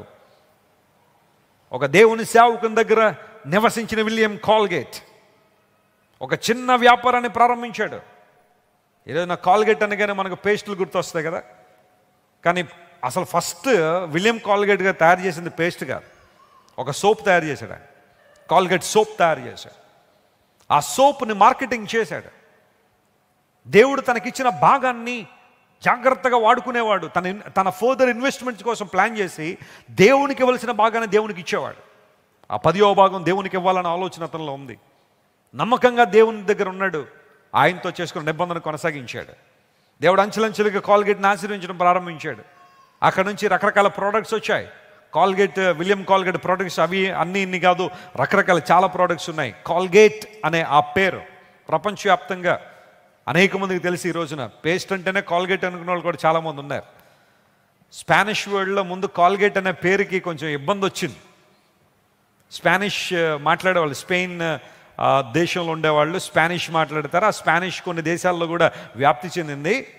కాల్గేట్ అనగానే స్పానిష్ భాషలో గో హ్యాంగ్ యువర్ సెల్ఫ్ అని అర్థం అట, ఉరేసేసుకో. అందును బట్టి ఆ దేశాల్లో కొంచెం ఆ పేరు కొంచెం ఫస్ట్లో కొంచెం ఇబ్బంది అయినా ఆ తర్వాత పోనీ అది అర్థమే కదా, కాల్గేట్ అనేది ఒక నౌన్గా తీసుకుందాం అని చెప్పి ఆ తర్వాత వాళ్ళు కూడా యాక్సెప్ట్ చేశారు. ప్రపంచం అంతా వ్యాప్తి చెందింది అతని బిజినెస్. ఈరోజు నా కాల్గేట్ కంపెనీ దేవుడు ఎంతగా ఆశీర్వించారంటే వాళ్ళు 90% దేవునికి ఇస్తారట. దేవుడు నా మనస్తోత్రం కలను గాక. ఆ 10% కొన్ని వేల కోట్లలో ఉంటుంది వాళ్ళకి. గొప్ప గొప్ప దేవుని సేవకులు ప్రపంచం అంతా తిరిగి సువార్త ప్రకటిస్తున్నారు అంటే ఇలాంటి గొప్ప సహకారులు వారికి ఉండబట్టే. నేను వాషింగ్టన్ DC వెళ్ళినప్పుడు అక్కడ బైబిల్ మ్యూజియం చూశాను. బైబిల్ మ్యూజియం 6 అంతస్తుల మ్యూజియం. అది లోపలికి వెళ్ళిన తర్వాత పురాతన బైబిల్ దగ్గర నుండి బైబిల్ హిస్టరీకి సంబంధించిన చాలా విషయాలన్నీ కూడా దానిలో పొందుపరిచాడు. నేను అడిగాను, సార్ ఇప్పుడు వైట్ హౌస్ దగ్గరే, క్యాపిటల్ బిల్డింగ్ దగ్గరనే ఇంత పెద్ద బిల్డింగ్ కట్టారు, ఎంత ఖర్చు అయ్యి ఉంటుందండి ఈ బిల్డింగ్ అని అడిగాను. అంటే ఆల్రెడీ ఉన్న ఎగ్జిస్టింగ్ బిల్డింగ్ని కొన్నారండి. ఒకే కుటుంబం అండి, దేవుని బిడ్డల వాళ్ళు, క్రైస్తవులే. కుటుంబం అంతా కలిసి ఒక రోజున మనం ఏదైనా ఒకటి చేయాలి. అఫ్కోర్స్ అప్పటికే వాళ్ళు చాలా సంఘాలు, చర్చ్లన్నీ కట్టిస్తూ ఉన్నారు. అయితే భావితరాలకు బైబిల్ యొక్క విశిష్టతను, బైబిల్ గొప్పతనం తెలుసుకున్నట్లుగా మనం ఏదైనా ఒక మ్యూజియం ఒకటి ప్లాన్ చేద్దామని చెప్పి వాళ్ళందరూ కూర్చున్నట్ట ఒకే కుటుంబం ఆ మ్యూజియం కట్టారు. నేను 2-3 సార్లు తిరిగాను, ఆ మ్యూజియం అంతా చూశాను. ధన్యనిత్య ప్రశస్తాలు కూడా వచ్చినప్పుడు తీసుకెళ్ళాను. వాళ్ళు కావాలని అవన్నీ చూడాలి, వాళ్ళు దేవుని వాక్య గొప్పతనం తెలుసుకోవాలని. జాన్ ఎస్ గుటెన్బర్గ్ 1456లో బైబిల్ని ప్రింట్ చేస్తే ఆ బైబిల్కి సంబంధించిన ఒక పేజ్, ఒక్క కాగితం వీళ్ళు ఎలాగొకలా సంపాదించి అక్కడ పెట్టారు. అది నా కళ్ళతో చూశాను. ప్రభువుని కనపరిచాను. ఈ భూమి మీద ముద్రించబడిన మొట్టమొదటి గ్రంథం బైబిలే అని చెప్పడానికి నేను ఎప్పుడు చాలా అతిశయపడతాను. దేవుని నామమునకు స్తోత్రం కలుగును గాక. The first book ever printed on the face of this earth is the word of God. Johannes Gutenberg చేసిన గొప్ప పరిశోధన. అసలు ప్రింటింగ్ ప్రెస్ కనిపెట్టిందే బైబిల్ ముద్రించడానికే, బైబిల్ని అందించాలని ఒక ఆలోచన. అంతకుముందంతా కూడా హ్యాండ్ కాపీయింగ్ చేసేవారు. బైబిల్ గ్రంథాన్ని ఎవరికైనా కావాలి అంటే రాసి ఇచ్చేవారు. దేవుని వాక్యాన్ని ప్రేమించే వాళ్ళందరూ కూడా ఆ గ్రంథాలు తీసుకుని చదువుతుండేవారు. కానీ జోనెస్ గుటెన్బర్గ్ ఎప్పుడైతే ప్రింటింగ్ మిషన్ కనిపెట్టాడో, ఆ ప్రింటింగ్ మిషన్ ద్వారా ప్రింట్ చేయబడిన గ్రంథాలు ఈ రోజున ప్రపంచంలో కోట్ల కొలది గ్రంథాలు అమ్ముడవుతున్నాయి ప్రతిరోజు. బైబిల్ గురించి నేను చెప్పాలని చాలా విషయాలు చెప్పగలను. బైబిల్ వండర్స్లో మీలో చాలామంది చూసి ఉండేవారు. ఈ భూమి మీద ఈ రోజున ప్రతి 2 సెకండ్లకు ఒక బైబిల్ అమ్ముడవుతా ఉంది. ప్రపంచంలో ఏ గ్రంథం కూడా ఆ స్థాయికి రాకపోవచ్చు. కారణం ఏంటో తెలుసా? బైబిల్ కొన్న గొప్పతనం. ఎవ్రీ 2 seconds ఈ భూమి మీద ఒక బైబిల్ ఎవరో డబ్బులు పెట్టి కొనుక్కున్నారు. సార్ మాకు బైబిల్ కావాలండి, మేము దేవుని వాక్యం తెలుసుకోవాలి, దేవుని చిత్తాన్ని తెలుసుకోవాలని ప్రతి 2 సెకండ్లకు ఒక బైబిల్ భూమి మీద ప్రింట్ అవుతా, బైబిల్ సేల్ అవుతా ఉంది. ప్రింట్ అవ్వడం కాదు, బైబిల్ అమ్ముడవుతుంది. అనేక మంది కొనుక్కున్నారు బైబిల్ని వాక్య సత్యాలు గ్రహించినట్లుగా. జోనెస్ గుటెన్బర్గ్ చేసిన ఆ పరిచర్య అంత గొప్పది.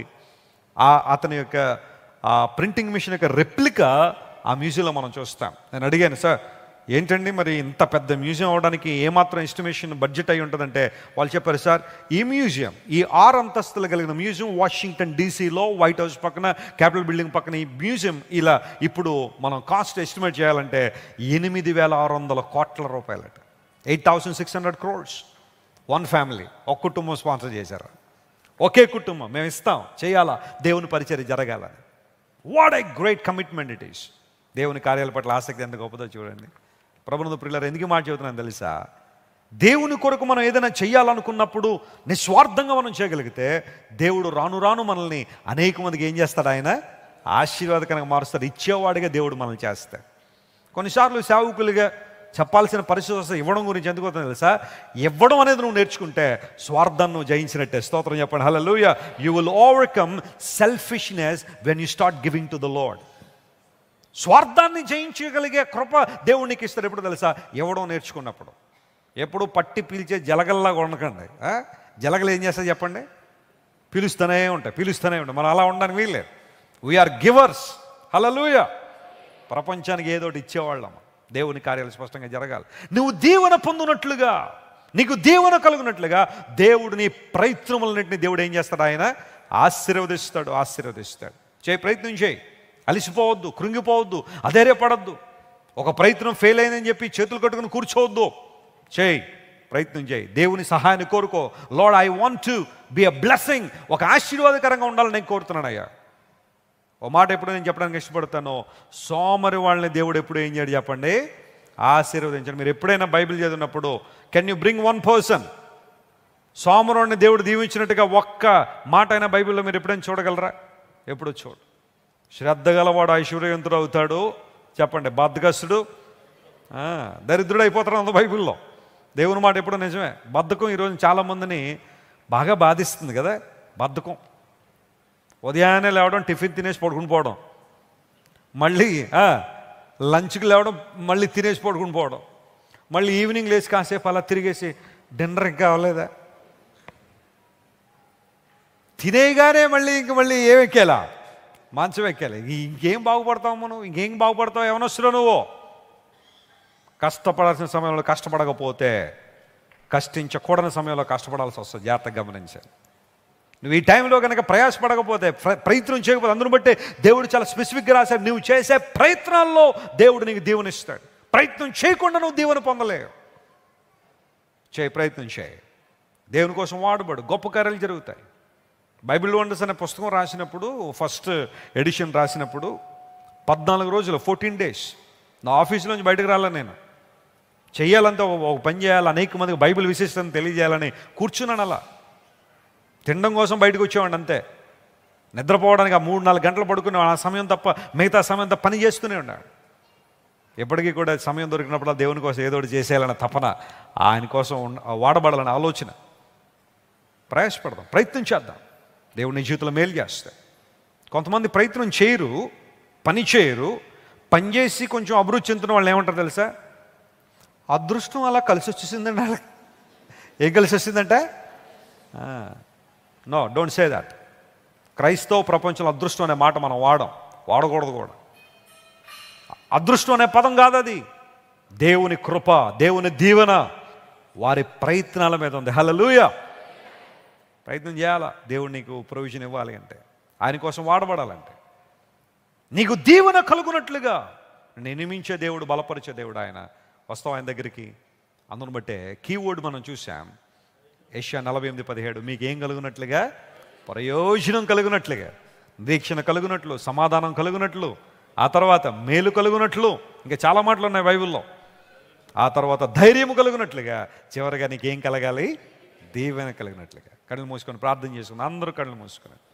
అవునా, ఈరోజు నిన్ను విమోచకునిగా, మా పరిశుద్ధ దేవునిగా మేము అంగీకరించినప్పుడు మా జీవితాల్లో ఎలాంటివి మేము కలిగి ఉండబోతున్నామో స్పష్టంగా మాతో మాట్లాడేందుకు నీకు స్తోత్రాలు ప్రభువా అని ప్రతి ఒక్కరు దేవుని వైపు మనం చూద్దామా? Let us all look unto God. దేవుని వైపు మనం చూద్దాం.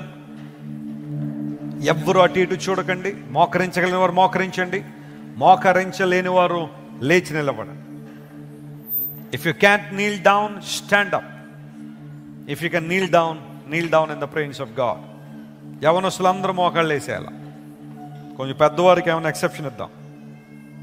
యవన బిడ్డలందరూ కూడా అతి తీవ్రమైన మోకాళ్ళ నొప్పులు ఉంటేనే కానీ మిగతా అందరూ మోకాళ్ళు వేసేయాలి దేవుని సన్నిధిలో. When you kneel down, God will work something great in your life. ఆయన నీ ఆధారం అని చెప్పు. పౌలు భక్తుడు మనందరం శరణాగతులం అన్నాడు. We are fleeing into the refuge.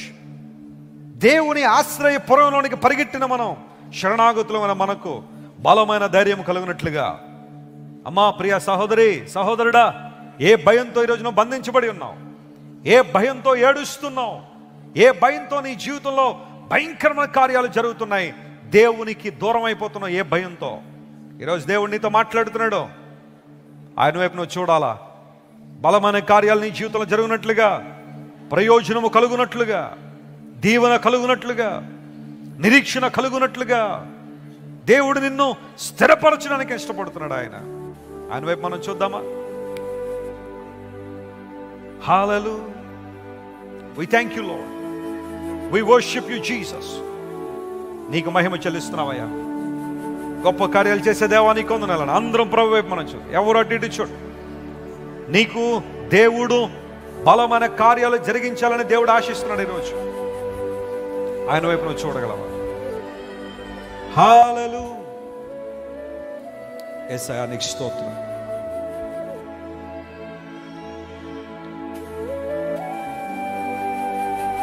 ప్రభు పాద సందుకు వచ్చిన మనందరం ఆయన వైపు మనం చూద్దాం ఈరోజు.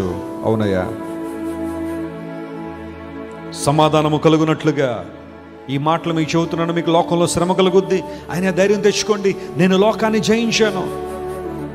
యేసయ్యా నువ్వెంత గొప్ప దేవుడు అయ్యా. లోకాన్ని జయించిన నిన్ను కలిగి ఉన్న మేము జై జీవితంలో ముందు కొనసాగడానికి సహాయం చేయండి. ఏ వ్యసనాల చేత నీరైపోయావు, ఏ పాపంలో బందీ అయిపోయావు, నిరీక్షణ లేక ఉన్నావా, జరగని విషయాల మీద దృష్టి నిలుపుతున్నావా, జరిగే విషయాల మీద, వాస్తవమైన సంగతుల మీద దృష్టి నిలపగలవా, పునాదులు గల పట్టణం వైపు అబ్రహాము చూసినట్టుగా చూడగలవా? క్రీస్తు ప్రభువులో నీకున్న స్వాస్థ్యం ఎంత గొప్పదో నీకు తెలుసా? ఈ స్వాస్థ్యము అక్షయమైనది, ఈ స్వాస్థ్యము నిర్మలమైనది, ఈ స్వాస్థ్యము వాడబారనది. ఎంత గొప్ప దేవుడు ఆయన. ఆయన వైపు మనం చూసినప్పుడు మన జీవితాల్లో ఆయన కలిగించే అద్భుతాలు ఎంత గొప్పవి. ఆయన వైపు మనం చూద్దామా? అందరూ ప్రార్థించారు. ఒక నిమిషం గట్టిగా ప్రార్థించండి. విన్న వాక్యాన్ని బట్టి మన హృదయాల్లో దేవుని వైపు కేంద్రీకరించి దేవుని సన్నిధిలో మనం కనిపెట్టి ప్రార్థన చేద్దాం.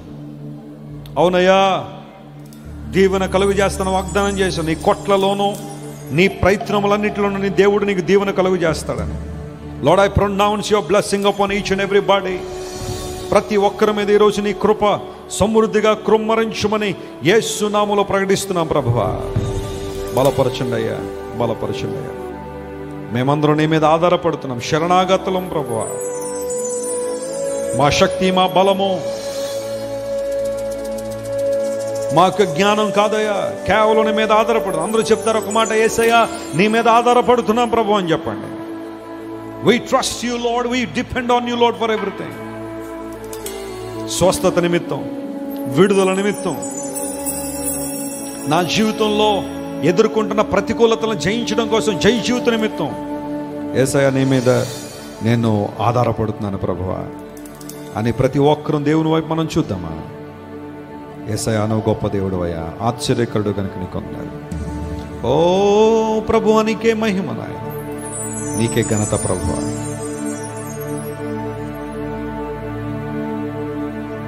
అందరం దేవుని వైపు మనం చేయండి, ప్రార్థన చేయండి గట్టిగా. మన హృదయాలు తెరిచి దేవుని సల ప్రార్థన చేద్దాం. ఈ శుక్రవారం దేవుని సందుకు వచ్చిన నీవు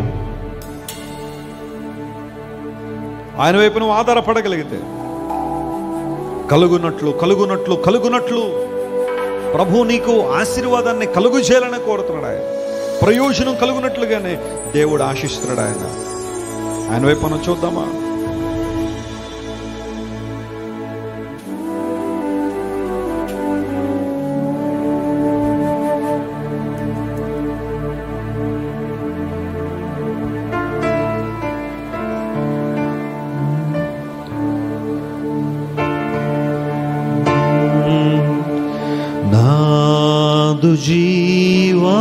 జీవమాయనే నా సమస్తము,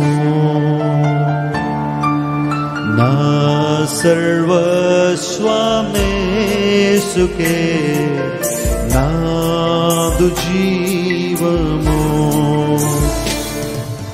నాదు దైవము, దివ్య తేజము, నాదు దైవము, దివ్య తేజము, నాదు జీవమాయనే నా సమస్తము. కుంగిన వేళ, భంగపడిన వేళ నా దరికి చేరేను, చుక్కాని లేని నా వావలి నేనుండ అద్దరికి చేర్చెను, ఆత్మతో నింపెను, ఆలోచన చెప్పెను, ఆత్మతో నింపెను, ఆలోచన చెప్పెను, నాదు జీవమాయనే నా సమస్తము. చెప్దాం ప్రతి ఒక్కరు. నా సర్వస్వమేసుకే నాదు జీవము. అవునయ్యా, కారు మేఘాలు నన్ను కమ్మినప్పుడు నన్ను బలపరుచు దేవుడు అయ్యా, నాకు సమాధానం ఇచ్చేవాడు నాయన. తుఫానులో ఇరుక్కుపోయినప్పుడు నీ సన్నిధే, నీ మహిమే, నీ ప్రభావమే నా జీవితంలో సమాధానం ఇచ్చేదయ్యా. నన్ను నిలబెట్టేది ప్రభు అని కొందనాలని అందరూ దేవుని మనం చూద్దాం. ఆయనే మన దైవము, ఆయనే మన జీవము, ఆయనే మన సమస్తము. కారు మేఘాలే కమ్మిన వేళ నీతి సూర్యుడై నడుపును, తుఫానులెన్నో చెలరేగి లేచిన నడుపును నా జీవిత నావా. త్వరలో ప్రభు దిగి వచ్చును, తరలిపోదును ప్రభు నీతో. త్వరలో ప్రభు దిగి వచ్చును, తరలిపోదును ప్రభు నీతో. నాదు జీవమాయనే నా సమస్తము, నా నా సర్వస్వమేసుకే నా సుజీవము. అందరూ లేచి నిలబడదాం. నాదు జీవమాయనే నా సమస్తము. ఒకవేళ ఈరోజు సాతాను బందీగా మారి నీ జీవితంలో నెమ్మది లేక సంతోషం లేక ఉన్నావా, నీకు సమాధానము కలుగునట్లుగా దేవుడు తన వాగ్దానం నీకు ఇస్తున్నాడు. నీ జీవితంలో నీ కోసం రక్తం కార్చిన యేసయ్య, తన ప్రాణాన్ని బలి చేసిన దేవుడు, విమోచన దయచేసిన దేవుడు, సాతానును అనగదొక్కి నీకు బలం ఇచ్చే దేవుడు ఆయన వైపు మనం చూద్దామా. సాతాను బందీనై కుములుచున్న వేళ విడిపించే శ్రీయేసుడు రక్తమంత కార్చి ప్రాణాన్నే బలి చేసి విమోచన దయచేసెను. సాతాను అణగాద్రొక్కా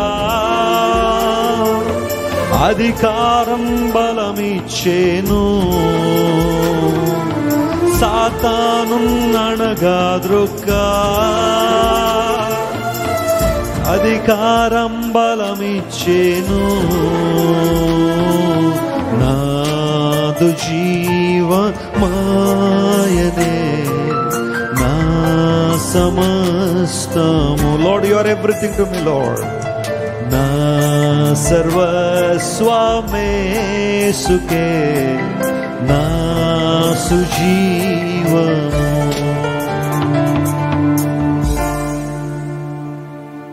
ప్రార్థించేది అందరూ ప్రార్థనలు గడుపుదాం. As we are doing every Friday, ముగ్గురు చేతులు పట్టుకోండి. మీ ప్రకారం వైపు తిరిగి ముగ్గురు చేతులు పట్టుకోండి. Let's all pray together as we are joining our hands in the presence of God. దేవుని సన్నిధిలో మనం ప్రార్థించేద్దాం. అందరూ కూడా దేవుని సన్నిధిలో ప్రార్థించేద్దాం. This is the time to look unto God. ముగ్గురుగా చేతులు పట్టుకుని ప్రక్క వైపు తిరగండి, పర్లేదు. నలుగురున్న పర్లేదు, కంగారు పడకండి. ముగ్గురే కావాలని కాకుండా నలుగురున్న పట్టుకోండి చేతులు. అందరూ కలిసి సంఘంలో దేవుని బిడ్డలకు మనందరం ప్రార్థన చేస్తున్నాం. ప్రభు అయిన దేవుడు మీ జీవితంలో మేలు చేయాలని కోరుతున్నాడు. అద్భుతాలు మీ జీవితంలో జరుగుతాయి. Would like to pray for certain people. ఎవరైనా ఈరోజు సంతానాలేమితో దేవుని సందుకు వచ్చి, అయ్యా దేవుడు మా జీవితంలో ఒక మేలు చేయాలని కోరుతున్నాము, మా గర్భములు దేవుడు తెరవచ్చాలని ఆశిస్తున్నాము అన్నవాళ్ళు ఎవరైనా ఉంటే మీరు ముందుకు రండి, మీకోసమే ప్రార్థన చేస్తారు. సంతానాలు ఏమవుతున్నవారు యూ కెన్ కమ్ ఫార్వర్డ్. మిగతా వారు మీరు ఉన్న స్థలంలోనే చేతులు పట్టుకుని ప్రార్థించండి. Would like to pray for you. Come this side. Would like to pray for you today. మీకోసమే ప్రార్థించేది. అందరూ ప్రార్థించేది. ఒక నిమిషం. దేవుని కార్యాలు ప్రతి ఒక్కరి జీవితంలో స్పష్టంగా జరిగినట్లుగా let's all pray together. Come. ముందుకు రండి. మోకరించండి. ముందుకు వచ్చి మోకరించండి. దేవుని సన్నిధిలో ప్రార్థించేద్దాం. ఎస్ ప్రభువా నీకు వందనాలయ్యా. అందరూ దేవుని వైపు మనం చూద్దాం. Something amazing god has stored for god's people. దేవుడు తన ప్రజల కోసం దాచించిన మేలంతో గొప్పది. ఆన్లైన్లో చూస్తున్న వాళ్ళు కూడా, if you are praying for kids, if you are praying for children, you can take part in this prayer. ఈ ప్రార్థనలో మీరు కూడా ఏకీభవించండి. ప్రభువా నీకు అసాధ్యమంది ఏది లేదు ప్రభువా. అందరూ కూడా దేవుని సన్నిధిలో ప్రార్థించేద్దాం. హల్లెలూయా. ప్రభువా నీకు వందనాలయ్యా. యేసయ్యా నీకు స్తోత్రాలు. ప్రియబిడ్డల కోసం ప్రార్థన చేస్తున్నాం. నీ సేవకులుగా బలమైన అభిషేకంతో విన్న తాకండి నాయన. వారికి ఉన్న కొరత నీకు తెలుసయ్యా, వారికి ఉన్న అవసరత నీకు తెలుసు ప్రభువా. నీకు అసాధ్యమంది ఏదే లేదని నమ్మి నీ సన్నిధికి వస్తున్నాము. యెహోవాకు అసాధ్యమంది ఏదైనా ఉండునా అని ప్రశ్నించావు ప్రభువా. Lord, we truly believe nothing is impossible with you lord. ఈ ప్రియబిడ్డలను ఈ రోజు నీ చేతులకు సమర్పిస్తాను ప్రభువా. వివాహం బహుశా 3 సంవత్సరాలు, 5 సంవత్సరాలు, లేదా 7 సంవత్సరాలు, 10 సంవత్సరాలు, 15 సంవత్సరాలు, ఒకవేళ కొంతమంది 20 సంవత్సరాలు కూడా అయి ఉండొచ్చేమో. యేసు నామములో ఇప్పుడే నీ సేవకులుగా నీ దీవెన, నీ అనుగ్రహము, నీ అభిషేకము వీరి మీద రిలీజ్ చేస్తున్నా ప్రభువా.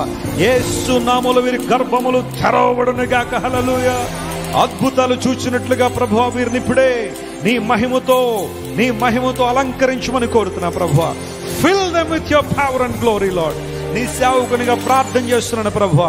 వీరికున్న కొరతను మీద తీర్చండి నాయన. అద్భుతం చేయండి అయ్యా. తద్వారా నీ నామం మహింపరచుకున్నట్లుగా, నీ సేవలో వీరు వాడబడినట్లుగా మీరే సహాయించండి. వారికి ఇచ్చే బిడ్డల ద్వారా ప్రభువా నీ రాజ్యము విస్తరించబడినట్లుగా సహాయించండి. వారు మోస్తున్న నిందలు, అవమానాలు యేసు నామములో బంధిస్తున్నాం ప్రభువా. ఓ బలమైన కార్యం వారి పక్షాన్ని జరిగించండి. ఆశ్చర్యకరుడు ప్రభువా, మేలుతో నింపే దేవుడు గనుక నీకు స్తోత్రాలు. Father, I release your power upon there lives right now lord. కనికరించి సహాయించండి, అద్భుతం చేయండి. గొప్ప సాక్ష్యాలు మేము అతి త్వరలో వినున్నట్లుగా వీరి పక్షాన్ని మీరే మేలు చేస్తున్నందుకు నీకు స్తోత్రాలు చెల్లిస్తూ యేసు నామం పేరిట అడిగి వేడుకొనిచున్నాము తండ్రి. ఆమేన్. హల్లెలూయా, హల్లెలూయా. ప్రార్థన చేద్దాం. ఎవరైతే అనారోగ్యంతో ఉన్నారో మీరున్న స్థలంలో మీ కుడి చేయి చూపించిన మీకోసం నేను ప్రార్థన చేస్తాను. ఎవరైతే అనారోగ్యాలతో బాధపడుతుంది, ఏ రకమైన రోగం, రుగ్మత, బలహీనత అయినా అందరూ కూడా మీ కుడి చేయి చూపించిన మీకోసం నేను ప్రార్థన. ప్రభువా, ఎత్తబడిన చేతులను చూస్తున్నా ప్రభు, ఏ రుగ్మత వారి దేహంలో ఉన్నా, ఏ బలహీనతతో వారు బాధపడుతున్నా స్వస్థపరచు దేవుడిని వాగ్దానం చేసిన దేవుడు నాయన. యెహోవా మీ మధ్యన అద్భుత కార్యములు చేయనని వాగ్దానం చేసిన దేవుడు. సమస్త ఆనందముతోనూ సమాధానంతోనూ దేవుడు మిమ్మల్ని నింపుతాడని వాగ్దానం చేసిన దేవుడు నాయన. మా ప్రియులు యేసు నామములో స్వస్థపరచబడుదురుగాకని ప్రకటిస్తున్నాం ప్రభు. రోగాన్ని, రుగ్మతలు, బలహీనతలు బంధిస్తున్నాం ప్రభు యేసయ్య నామములో. శిలువలో కార్చిన అమూల్య రక్తము ద్వారా, నువ్వు కార్చిన అమూల్య రక్తము ద్వారా ఇప్పుడే మా ప్రియుల దేహాలు ఉన్న ప్రతి బలహీనతను కొట్టివేసి నూతన శక్తి, నూతన బలం వారికి దయచేయండి అయ్యా. ప్రతి విధమైన థైరాయిడ్ సమస్య యేసు నామములో దూరపరచబడును గాక. ప్రతి విధమైన హార్ట్ కంప్లైంట్ యేసు నామములో దూరపరచబడును గాక. కిడ్నీ వ్యాధులు యేసు నామములో దూరపరచబడును గాక. లంగ్ డిసీజ్ యేసు నామములో లయపరచబడును గాక. సోరియాసిస్ యేసు నామములో లయపరచబడును గాక. మెదడు సంబంధ వ్యాధులు యేసు నామములో లయపరచబడును గాక. ఓ దేవా, కంటి సంబంధ వ్యాధులు యేసు నామములో దూరపరచబడును గాక. ఎవరెవరైతే నాయన భయంకర నొప్పులతో బాధపడుతున్నారో, ఆర్థరైటిస్ తో బాధపడుతున్నారో, ఓ దేవా, రకరకాలైన సమస్యల చేత, ఎవరితో చెప్పుకోలేని వ్యాధుల చేత ఎంతమంది అయితే ఉన్నారో ఇప్పుడే శక్తి గలని నామం పేరిట ప్రకటిస్తున్నాం ప్రభువా. వారి దేవాలన్న ప్రతి బలహీనత కొట్టివేయబడును గాక. హల్లెలూయా. నూతన శక్తిని వారికి దయచేయండి. నీ కొరకు ఎదురు చూసేవారు నూతన బలం పొందుతారని వాగ్దానం చేసిన దేవుడు. ఏదో తెలియని నీరసం ప్రభువా, ఓ బద్ధకము, సోమరితనము ఎంతమంది అయితే ఉందో యేసు నామములో వారికి విడుదల కలుగును గాకని ప్రకటిస్తున్నాం ప్రభువా. కనికరించి సహాయం చేయండి, బలపరచండి, అద్భుతం చేయండి. We pronounce healing upon your people today. నీ సేవకులుగా, నీ ప్రజల మీద నీ స్వస్థతను ప్రకటిస్తున్నాం ప్రభువా. మానసికంగా ఎవరైతే కృంగిపోయి ఉన్నారో, సైకలాజికల్ డిజార్డర్స్ తో నాయన, ఓ దేవా, మెంటలీ కృంగిపోయి భయంకరమైన పరిస్థితులు ఎంతమంది అయితే ఉన్నారో వారందరూ మీరు లేవనెత్తిన ప్రతి నిరాశను, ప్రతి నిస్పృహను, ప్రతి సూసైడల్ టెండెన్సీని యేసు నామములో బంధిస్తున్నాం ప్రభువా. ఓ అపవాది, దేవుని బిడ్డల మీద నీకు ఏ అధికారం లేదని ప్రకటిస్తున్నాము. ఇప్పుడే గొప్ప విడుదల కలుగును గాకని ప్రకటిస్తున్నాను ప్రభువా. మహిమతో నింపండి, ఆశీర్వదించండి ప్రభువా. ఓ దేవా, మా ప్రార్థన వినందుకు నీకు స్తోత్రం. నువ్వు చేసిన అద్భుతాన్ని బట్టి నీకు వందనాలయ్యా. తల్లిదండ్రులు కృంగిపోయి ఉంటే చూడలేని బిడ్డలు అనేక మంది సన్నిలో ఈరోజు కన్నీళ్లు కారుస్తూ నీ సన్నిలో ప్రార్థన చేస్తున్నారు. వారి దుస్థితులను వారు విడుదల పొందాలని ప్రభువా. ఓ కుటుంబాల్లో చెలరేగిపోతున్న చీకటి, అనగద్రొక్కుతున్న అపవాది శక్తులు, దురాత్మ శక్తుల ప్రాబల్యం యేసు నామములో బంధించబడును గాకని ప్రకటిస్తున్నాం ప్రభువా. కనికరించి సహాయించండి. గృహాల మీదనే వెలుగునుంచండి, కుటుంబాల మీదనే వెలుగునుంచండి. అద్భుతాలు మీరు చేయండి అయ్యా. యేసు నామం పేరిట అడుగుచున్నాము. ఆమేన్, ఆమేన్. ఆర్థికంగా ఎవరైతే చిదిగిపోయారో వారి కోసం ప్రార్థన చేస్తున్నాం. చూడండి, ఎవరైతే ఆర్థికంగా చిదిగిపోయి దేవుని ఆశీర్వాదం కోసం కనిపెడుతున్నారు, బ్లెస్సీ గారు వారి కోసం ప్రార్థన చేస్తారు. అందరూ ప్రార్థనలు ఏకీవించండి. హల్లెలూయా. పరిశుద్ధుడా, మహోన్నతుడా, గొప్ప దేవా, సర్వ ఆశీర్వాదాలకు నిధివైన మా ప్రభువా నీకు స్తోత్రమయ్యా. నువ్వు శ్రీమంతుడవయ్యా, నీకు స్తోత్రాలు. నీ మహిమైశ్వర్యంలో మా ప్రతి అవసరత తీర్చే దేవుడవు ప్రభువా. శూన్యంలో నుండి సమస్తాన్ని సృజించిన దేవుడవయ్యా. ఎంతమంది ఫైనాన్షియల్ బ్రేక్ త్రూ కొరకు కనిపెడుతున్నారో, ఆర్థిక ఇబ్బందుల వలన ఎటు వెళ్ళాలో, ఆ పరిస్థితి నుండి ఎలా బయటపడాలో, అప్పులు ఎలా తీర్చాలో ప్రభువా, దిక్కుతోచని స్థితిలో, నిస్సహాయ స్థితిలో, కృంగుదలలో, అవమానములతో ప్రభా ఎంతమంది ఉన్నారో వారిని జ్ఞాపకం చేసుకోండి. నేను తలగా ఉంచుతాను కానీ తోకగా ఉంచునన్నావు. పైవాడవుగా ఉందువు కానీ కింద వాడవుగా ఉండవని వాగ్దానం చేశావు. అప్పిస్తావు కానీ అప్పు తీసుకోవని వాగ్దానం చేశావు ప్రభా. నాయన, ఇక్కడున్న ఆర్థిక సమస్యలతో ఉన్న వారికి గొప్ప ఫైనాన్షియల్ బ్రేక్ త్రూ యేసు నామములో దయచేయండి ప్రభా. ఆర్థిక సమస్యల వలన అవమానాల పాలై నెమ్మది లేని స్థితిలో ఉన్న వారికి గొప్ప విడుదల ఇవ్వండి. ద్వారాలు తెరవండి ప్రభా. ఫైనాన్షియల్ గా వారిని ప్రాస్పర్ చేయండి ఆయన, బ్లెస్ చేయండి ప్రభా. యెహోవా నా కాపరి, నాకు లేమి కలగదని ఆనాడు దావీదు చెప్పినట్లుగా, నా గిన్నె నిండి పొర్లుచున్నదని నాయన భక్తుడు సెలవిచ్చినట్లుగా ప్రభా, ఫైనాన్షియల్ గా ఈ అప్పు బాధలన్నిటి నుండి విడుదల పొంది సహాయం చేసేవారిగా, ఇచ్చేవారిగా, నీ పని కొరకు, నీ సేవ కొరకు ధారాళంగా విత్తేవారిగా ప్రభా నీ కృప దయచేయండి. ఎంతమంది అయితే నమ్మకంగా నీకు ఇస్తూ కూడా ప్రభా లోటులో ఉన్నారో వారిని కనికరించండి. నాకు ఇచ్చి నన్ను శోధించండి, అప్పుడు ఆకాశపు వాకిండ్లు విప్పి పట్టజాలంత విస్తారంగా దీవెనలు కుమ్మరిస్తానన్నావు ప్రభా. మీ వాగ్దానాన్ని నాయన ప్రతి కుటుంబ పక్షంగా మీరే నెరవేర్చి మేలు చేయమని.